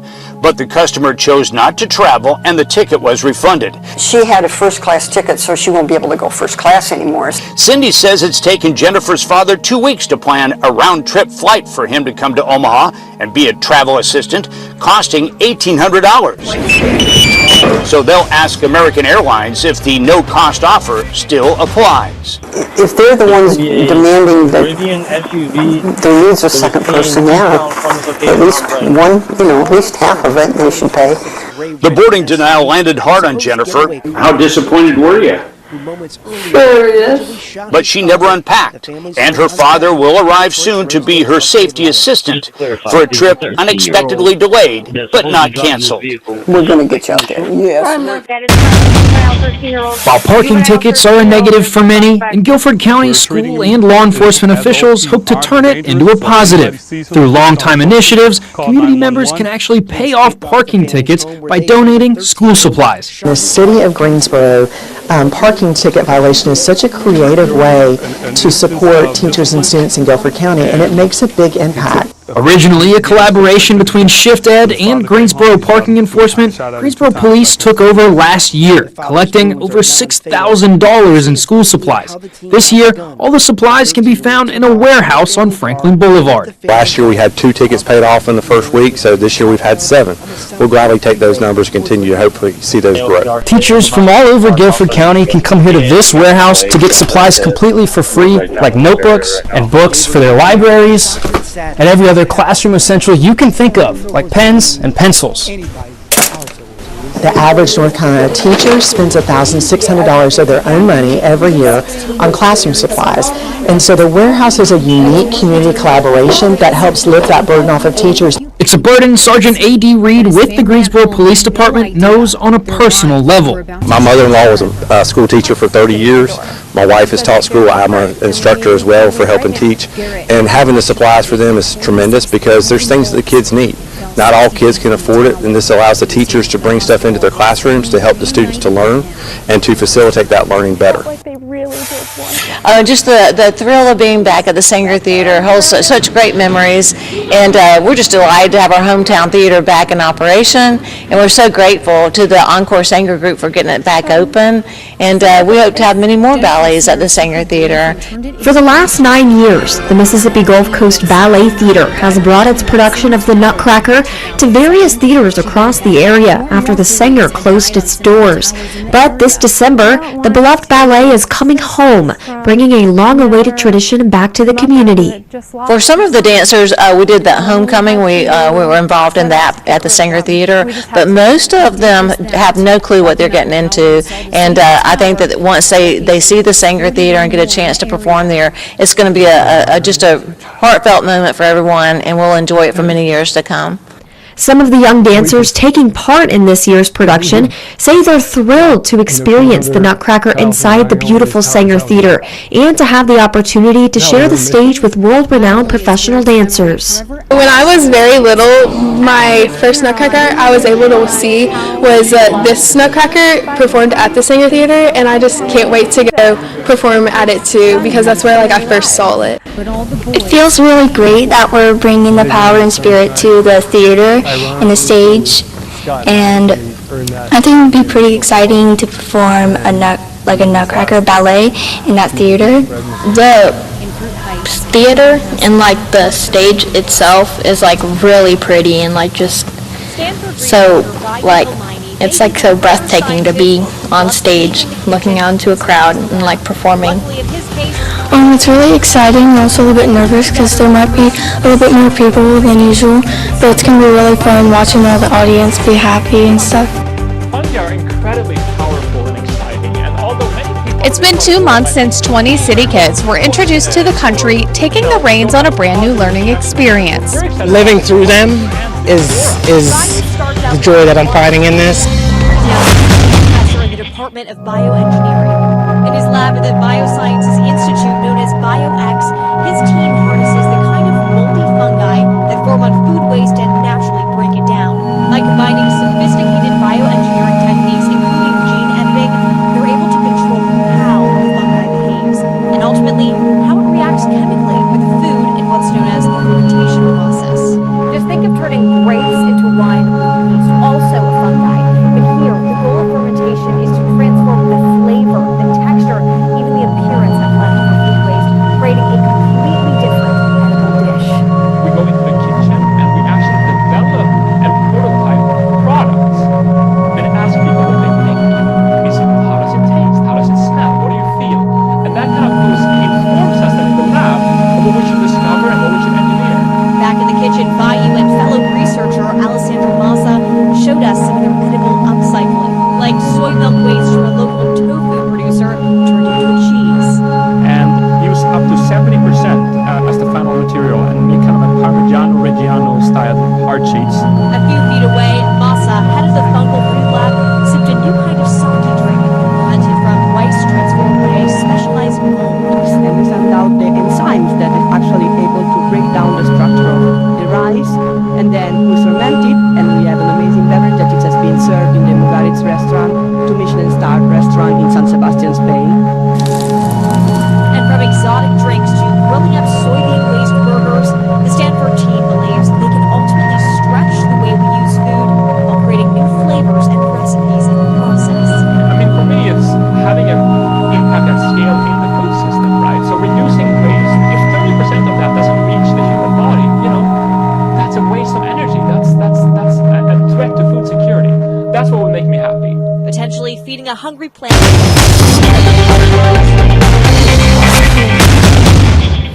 Thanking you, both of you, and for everything you guys do. There were hugs, smiles, gifts, and even some tears as Cecilia Rosas met the officers that rushed to save the life of her 3-year-old son, Mateus. I mean, I thank God that I'm here talking to you and that I'm holding my son today. And he turned towards the child choking. Police video caught the nightmare moment last Wednesday. Cecilia says while driving, Mateus threw up and began to choke. You can hear her frantically asking for help on a 911 call. Please help me, baby. I just remember he was just, to me, he was dead, honestly. It was awful. I saw his hands dangling. My heart dropped. Before I even got out the car, my heart dropped. But Officer Colorado's training kicked in. He tried back blows, then rushed to his patrol car and grabbed an anti-choking life-vac device. After a few tries, another officer, Officer Villasenor, steps in to administer some more back blows. And then the moment everyone was hoping for. You okay, buddy? You okay? Little Mateus begins to breathe. Turned him around. He took a deep breath and it was a relief, honestly. I definitely got home, hugged my loved one, which would be my wife, Arlene, a little tighter. Mateus, who is autistic and nonverbal, was taken to the hospital, where he was evaluated and is now doing fine. He's my baby. While reuniting with his heroes, the young preschooler got a chance to be just like them, riding in a police car and turning on the sirens. Cecilia says she may never forget this harrowing moment. But she hopes her son will only remember the men that stepped in to help. Waiting for this moment to, chat with them, face to face, and really, give them a hug and thank them for what they did for my son that day. The idea came from Hachi's moves. It was hot, so he wanted to go check the water. I didn't think anything of it. A lot of Googling. So I used to be an animal trainer. Before I knew it, he was in there. He was gone. Jessica Reynolds, still in shock, reliving a moment an alligator attacked her 6-year-old pit bull, Brownie. It happened Saturday morning along the lakefront near the Gabriel pumping station in Kenner. Police say Brownie was on a leash and harness when the alligator attacked. There was no fighting him. That was a About a 10-foot alligator. He was huge. Reynolds says the alligator overpowered her as she tried to pull Brownie away from the water. Her daughter Mia says he was more than just a pet. He's so sweet. He would never hurt anybody. I love him so much. He was literally the best dog I could ever ask for. Animal control later found Brownie's remains nearby along the water. Now she's warning other families who spend time around the lakefront. I'm very worried. These gators aren't afraid. They're not scared.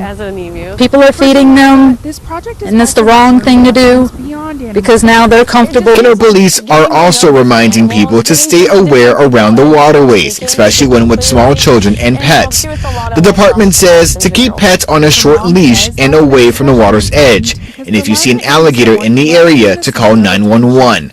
Now for Jessica and Mia, they're now trying to raise money to have Brownie properly cremated. Kyron Naveau, WWL, Louisiana. What Martin Cove saw outside his home Saturday looked more like one of his movies. I just look out the back, and there's a river, like a major river. Water surrounded his Franklin home, leaving Cove, his friend, and 12-week-old puppy Winston waiting for help. First responders eventually reached them by boats, and Cove says they deserve all the credit. Well, we don't realize that these people put themselves on the line. They put their lives on the line to save a 12-week-old beast, and and myself and my lady. But after the water receded, another question remained. Cove says in the 5 years here, he's never seen flooding like this, and he believes development is something leaders need to consider. Where there was a creek, or where there was just forest, now is replaced by concrete, now is replaced by foundations, and the water doesn't have a place to be displaced to. It's a concern we've also heard from people in this fast-growing area as Franklin moves forward with a long-planned project to finally connect Old Paynesville Road and Long Lane across I-65. The overpass infrastructure has sat here for years, but city records now show the project is in the right-of-way, acquisition, and bidding phase. The connection would create another east-west route through an area that continues to develop. It's a tough answer. It's a commerce answer where the city have to meet on it and figure out what's best when you have a giant project that's coming in with an immense amount of building. Where do we displace the water when the wet season comes? Meanwhile, just up the Harpeth, work is already underway to replace the nearly century-old East Main Street Bridge. TDOT says that project will improve water flow through this part of the river and help remove some upstream properties from the floodplain. It's Tuesday morning in Mesa, and somehow it already feels a little like Christmas. Not because of decorations, and definitely not the weather. It's because every brushstroke here is headed toward December. You feel good if you're giving something, you really do. Inside Monte Vista Village Resort, Just needs a little something. Nancy Westenfield and a group of retired volunteers spend their summer mornings painting Christmas stockings, hundreds of them, each one destined for a child somewhere in the valley. I just enjoy seeing kids get something that they never had. The stockings are part of the Phoenix Lions Club tradition that's been helping underserved children for more than 2 decades. Filled with coloring books, crayons, candy, and small gifts, they're meant to make sure every child has something special waiting on Christmas morning. And I remember my kids, my grandmother used to make them their Christmas stockings, and that meant more to them than anything. Since joining the effort, these seniors have painted nearly 1,000 stockings, a handmade touch of love every child could use. You just didn't go to the store and buy it. You took your time to create something to make it special. Not to mention the friendships and laughter each person experiences from lending a hand, knowing that something created around this table today could brighten a child's holiday months from now. I think this is his mouth. The calendar says some of the stockings say otherwise, and thanks to a room full of volunteers, a few hundred kids will have something extra to look forward to this Christmas. I'm ABC 15's Cameron Poland, and that's Uplifting Arizona. Riding hooks is kind of fun. At Sunnyvale Stables in Burgettstown, it's been a summer of lasting memories. Kids that have feared even getting on a horse, they've broken that. My favorite part is really like watching other people get to learn about horses and just the overall experience of riding and being in nature. It's been 2 months since 20 city kids were introduced to the country, taking the reins on a brand new learning experience. I'm grateful just to be a vessel. You know, it's more about these kids, and they can look back at this and they'll always have these memories created.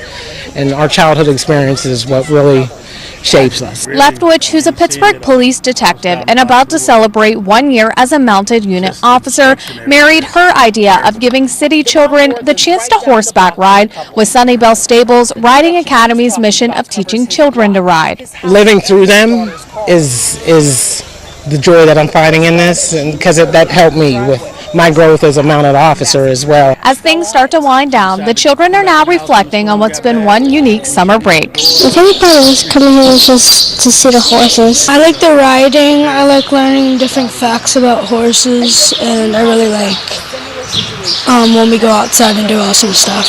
Because horses, they can't talk, so you have to use certain words and stuff that they know.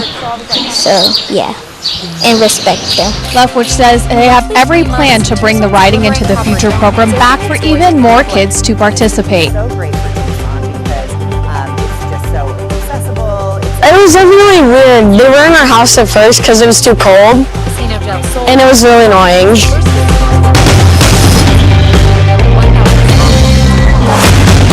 And a sports book. It's the newest in Arizona's growing list of sports betting platforms, which have topped more than $35 billion in revenue since 2021. I think very many people are very excited about sports, so just to have the opportunity to wager on sports right here is great.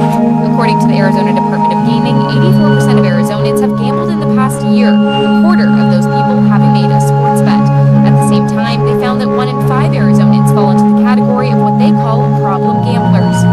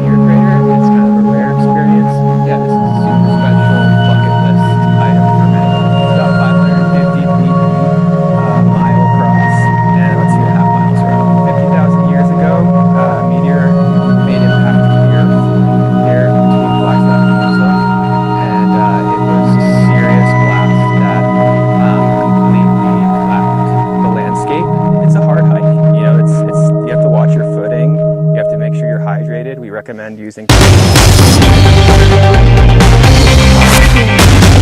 trail has This will be a Rivian SUV. It was seen eastbound from the location on Brighton. It was an all-out search for a 2026 gray Rivian SUV, the supposed getaway car for a 13-year-old who moments earlier allegedly shot his father at the family's home on Breton in Detroit's Rosedale Park neighborhood. Just to clarify, is the 13-year-old that's supposedly driving this vehicle the suspect in the shooting? That is correct. The juvenile 13-year-old is the suspect.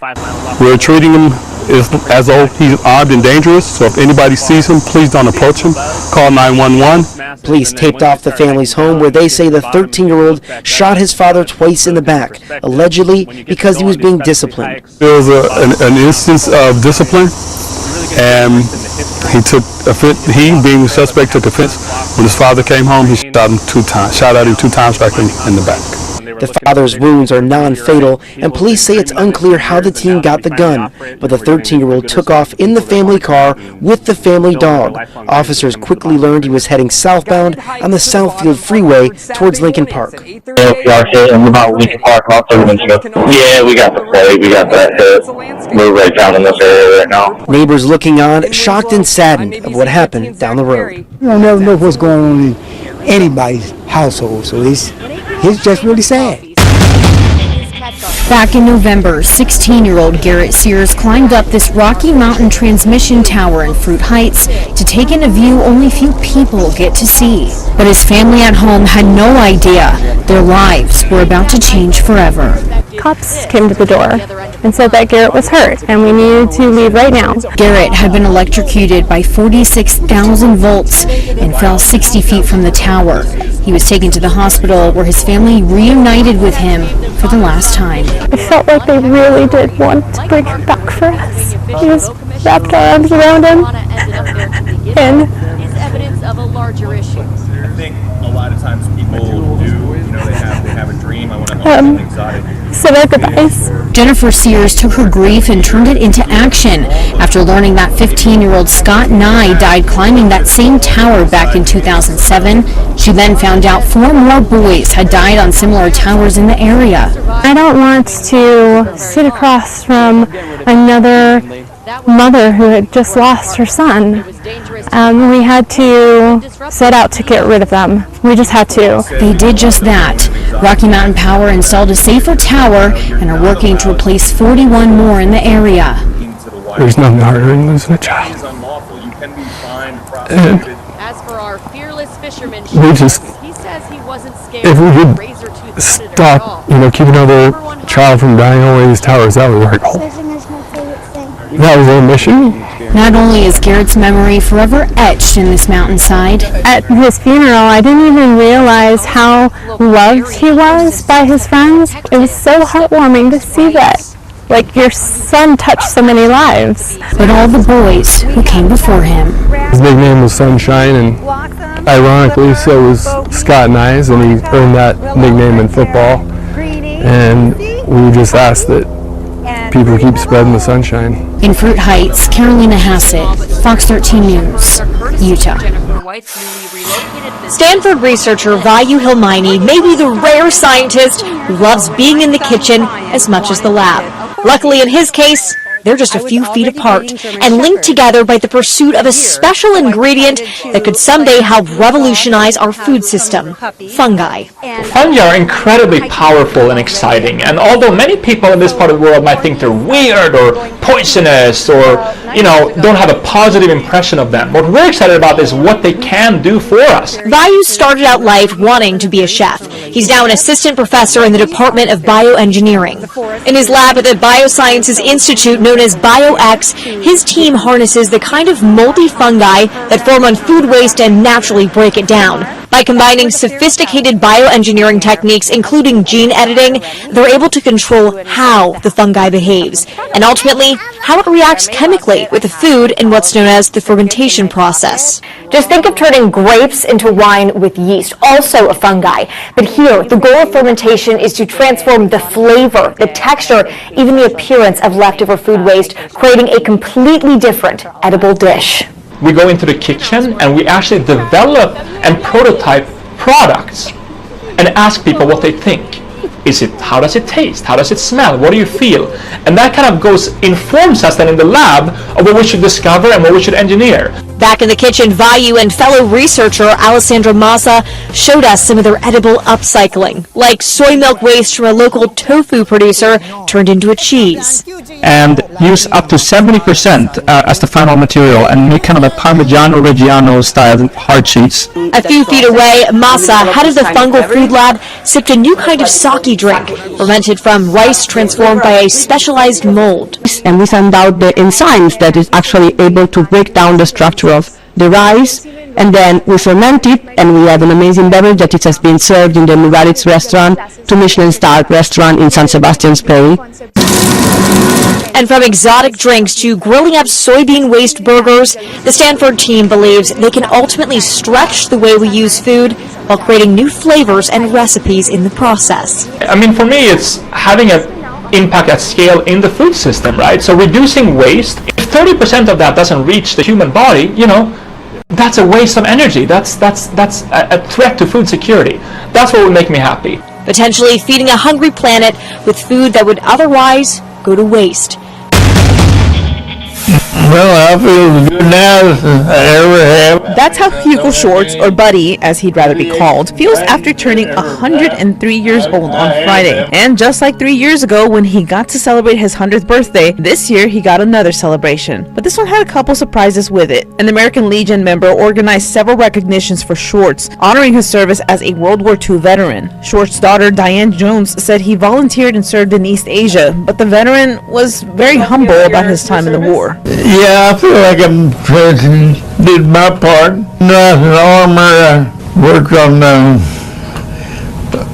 machine guns, pistols, and stuff like that, After coming back home, he farmed in Poinsett County. Even at the ripe age of 103, he doesn't sit at home. I like to work with drive tractors and harvest and stuff like that. Shorts raised 5 children. Many were there Friday, but Jones says it was no surprise to see neighbors show up too. Her father always treated everyone like family. One lady said, I didn't have any money, and he put money in my checking account, and she said, that's all me and my children survived on during those times. During the ceremony, he was given a key to the city of Harrisburg, and Wiener Mayor Jeremy Kimball issued a proclamation declaring August 7th Hugo Buddy Schwartz Day. We just wanted to honor him in any way we could. At 103, Jones said Schwartz is still a role model, and everyone can learn from her father. How to be a good person. He's a hard worker and a good Christian man, and I just hope everybody learns to love like he loves. For Schwartz, doing just one of those things may be the key to live to 103. I just live a good life. Our friends raised them, and they hatched them out, and they said that they're lots of fun, so we just decided to go with that, I guess.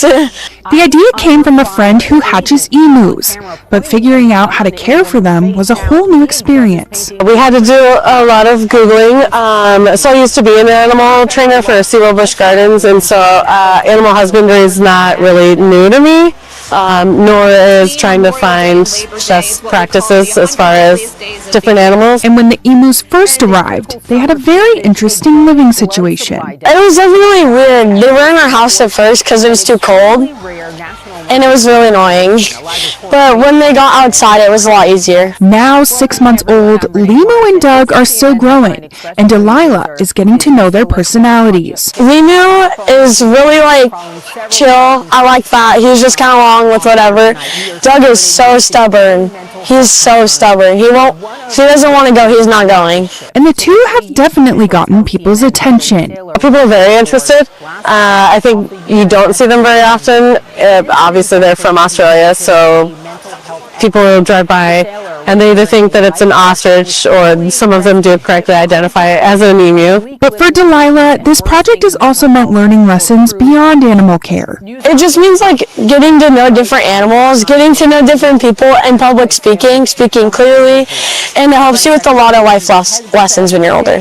Her mom says that's been especially important because Delilah isn't someone who loves being the center of attention. She doesn't like to have too much of the spotlight, and so she was a little embarrassed trying to go up there, but I think she's learning to embrace that. And that's what makes this project so different for Delilah. She wanted to try something nobody had really seen here before, and now she's learning to embrace standing out. It's hard to just blend in. Might as well just go out and be different. And if her mom has anything to say about it, Delilah's next project could be even bigger.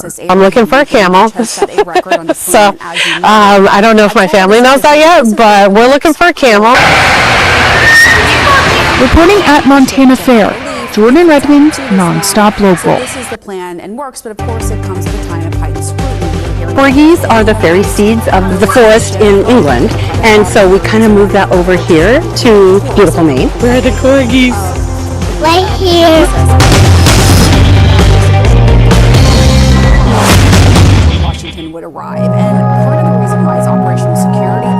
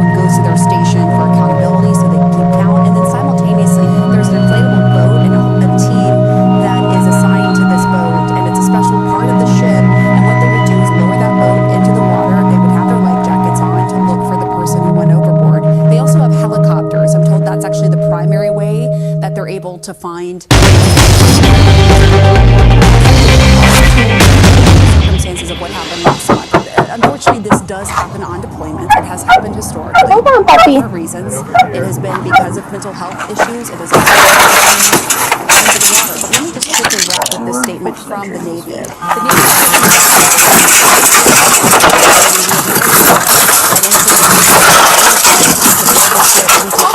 The Navy religious, medical, and mental health professionals available to assess and address they arise. Sailors go through normal transitions right now, adapting to life that can be difficult. We've learned how to find resources and sailors with these conditions. We've experienced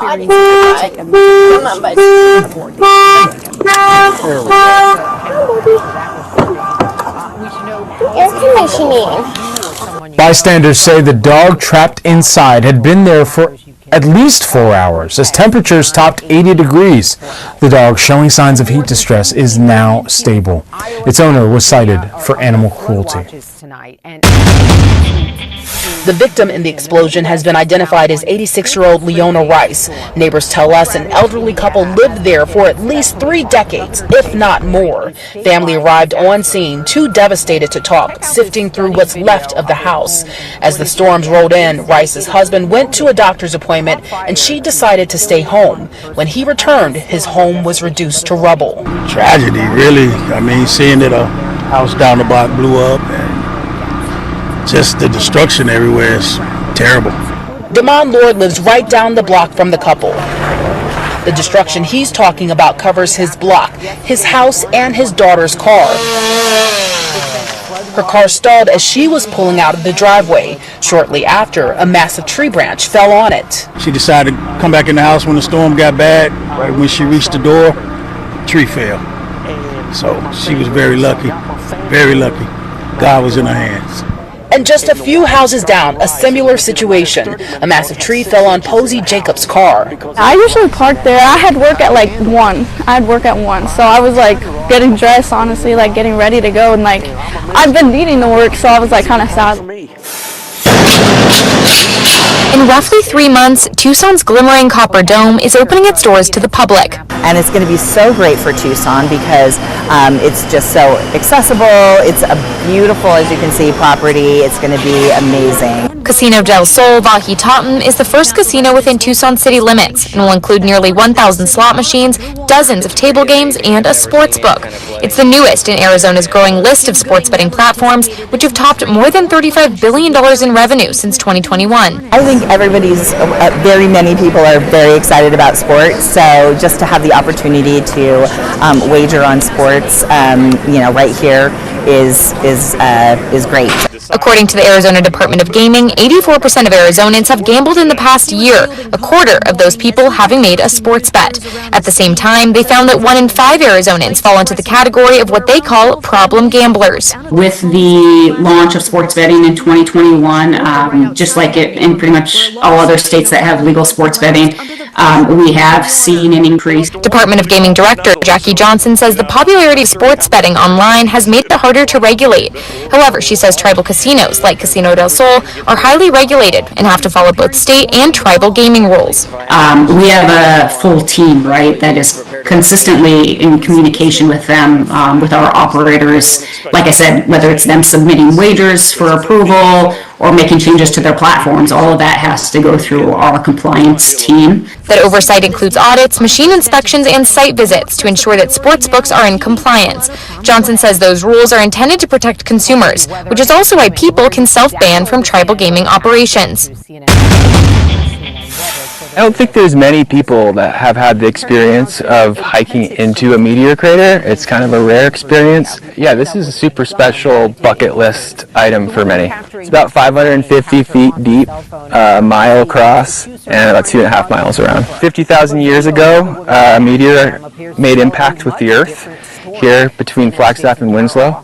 And it was a serious blast that completely flattened the landscape. It's a hard hike, you have to watch your footing, you have to make sure you're hydrated. We recommend using trekking poles. That dash cam video shows what really happened out there. This happened on Monday. The trail has undergone a good amount of maintenance, and restoration groups came in recently to improve the trail. It's peaceful because the wind is calmer and you're surrounded by a 360 view of the massive crater.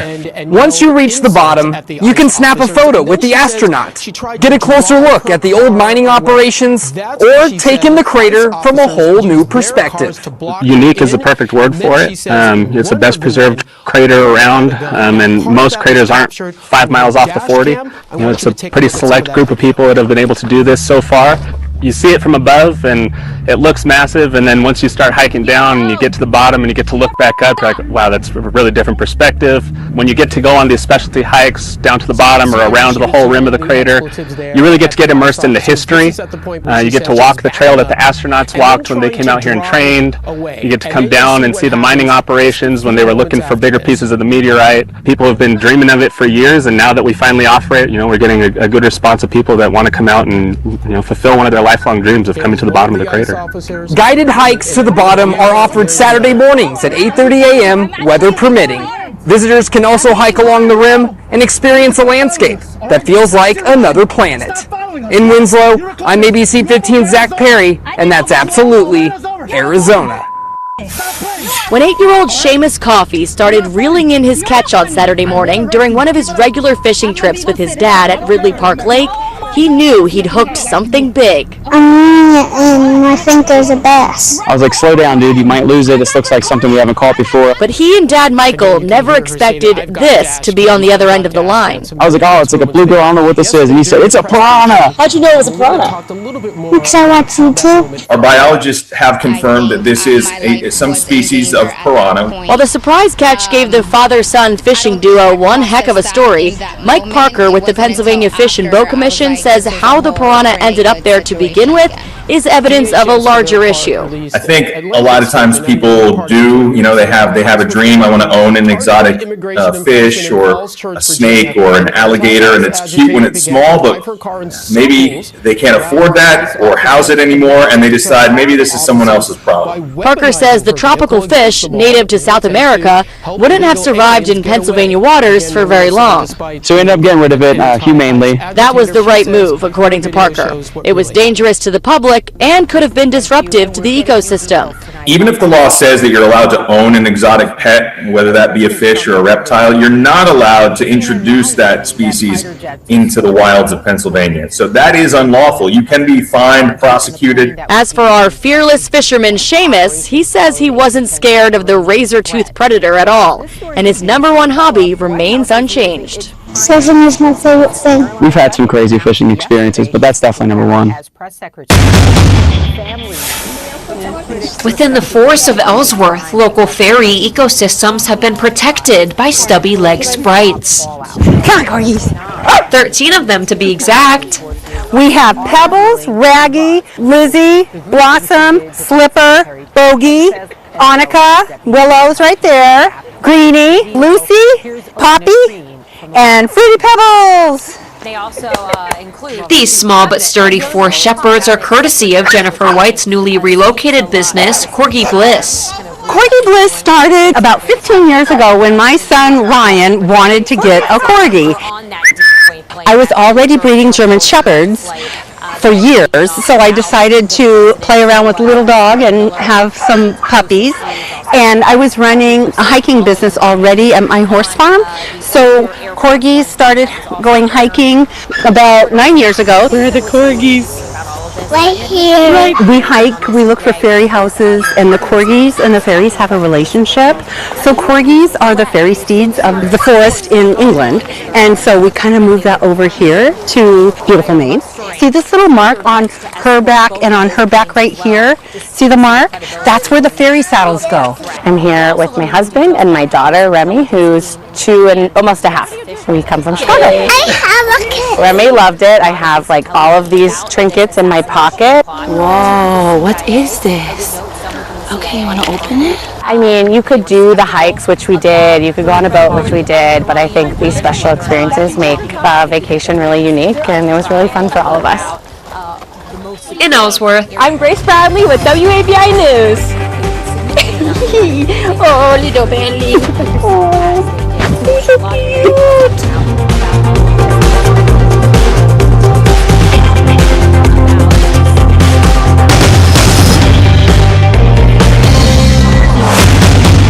Pretty neutralized and diminished by the time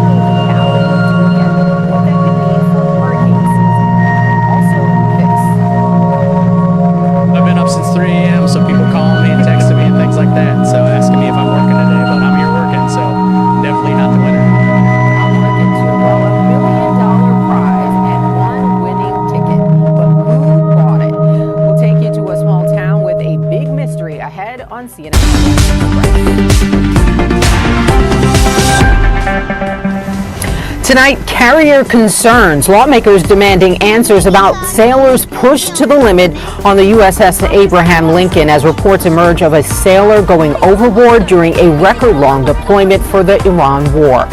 We have new CNN reporting from Pamela Brown, who was just on that very carrier just last month. That's coming up. This is just complete insanity. I've born and raised here, grew up here. We're just experiencing the worst flooding I've ever seen in the history of this town. Tonight, a 1-in-1,000-year rainfall event unleashes fierce flooding across parts of the Midwest, and this wet weather is far from over. The new threats for 17 million people from Iowa to West Virginia ahead. Stop following us. Yeah, you recorded us. You almost ran us over. I didn't almost run you over. ran us over. Stop praying. Stop praying. You are ICE under fire. An agent caught on camera pointing a gun in a woman's face. Now, DHS is painting a different picture of the tense confrontation. And a new federal lawsuit just filed against embattled Ohio Congressman Max Miller. between Memorial Day and Labor Day. It's what we call the 100 deadliest days of the year. And a critical summer shortage, a growing blood supply deficit, putting lives at risk and forcing an extremely rare national emergency declaration. A live report later on CNN Headline Express. Welcome in, everyone. I'm Renee Marsh, and this is CNN Headline Express. We know your days are busy, so let's get you caught up on what you may have missed. We're following several developing stories as we come on the air tonight. We are starting with the growing mental health concerns aboard one of the U.S. Navy's largest ships. Today, a U.S. official tells CNN that a sailor went overboard last month off the USS Abraham Lincoln. It's an incident that the Navy is considering a mental health episode. The sailor was wearing a life vest and was quickly rescued, but it follows reports of bleak living conditions and worsening mental health for crew on the ship. And news outlets like Stars and Stripes and Navy Times are reporting multiple attempts by sailors to jump overboard. Defense Secretary Pete Hegseth today dismissing reports about conditions aboard the Lincoln as, quote, completely misrepresented. But the carrier has been at sea for more than 200 days, setting a modern-day record. We're now learning that relief is on its way for the USS Abraham Lincoln. Last month, CNN's Pamela Brown reported live from the Lincoln. She had the unique chance to speak with service members aboard the crucial carrier, and she starts our coverage out tonight. The USS George Washington aircraft carrier is on its way right now to provide relief to the USS Abraham Lincoln, which has set a record on deployment, as you noted. Now, I'm told by this official that this has been in the works for a while. They had always had a plan for the ship to have relief if it's out at sea this long. So this is the plan and works, but of course it comes at a time of heightened scrutiny. You're hearing more from family members of those on the ship and now from Democratic lawmakers, one of which is trying to get a tour, Senator Ruben Gallego, of the USS Abraham Lincoln. Now, this official wouldn't give me a timeline of when the George Washington would arrive, and part of the reason why is operational security, but also I learned just from being on the ship and talking to those on board that there had been several times where they were told they would be home by a certain date, and that deadline passed. And so they also don't want to give false hope at this point, but at the same time, this uncertainty is really hard for the families. I spoke to one sailor, Randall Stone, and asked him about the morale on the ship, and here's what he told me.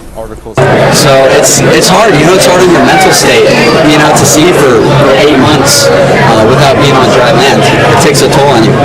Yeah. What do you want Americans to know back home about the work you're doing here and that toll you're talking about? It's only my job to do what people tell me out here. But for like the American people, I would say, they have to know, I just want them to know what we're doing out here.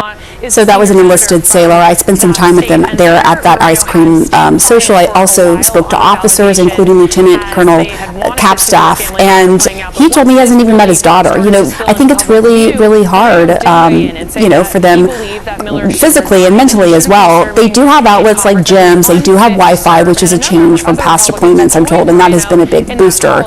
But at the same time, when you're out at sea for so long and haven't stepped foot on land, like you just heard there from Randall Stone, you can imagine how hard it is. as I reported, there was a man overboard incident after I left last month. And when I was there, I was witnessing the drills that they do. First of all, they announce it over the loudspeaker. Everyone goes to their station for accountability, so they keep count. And then simultaneously, there's an inflatable boat and a team that is assigned to this boat, and it's a special part of the ship.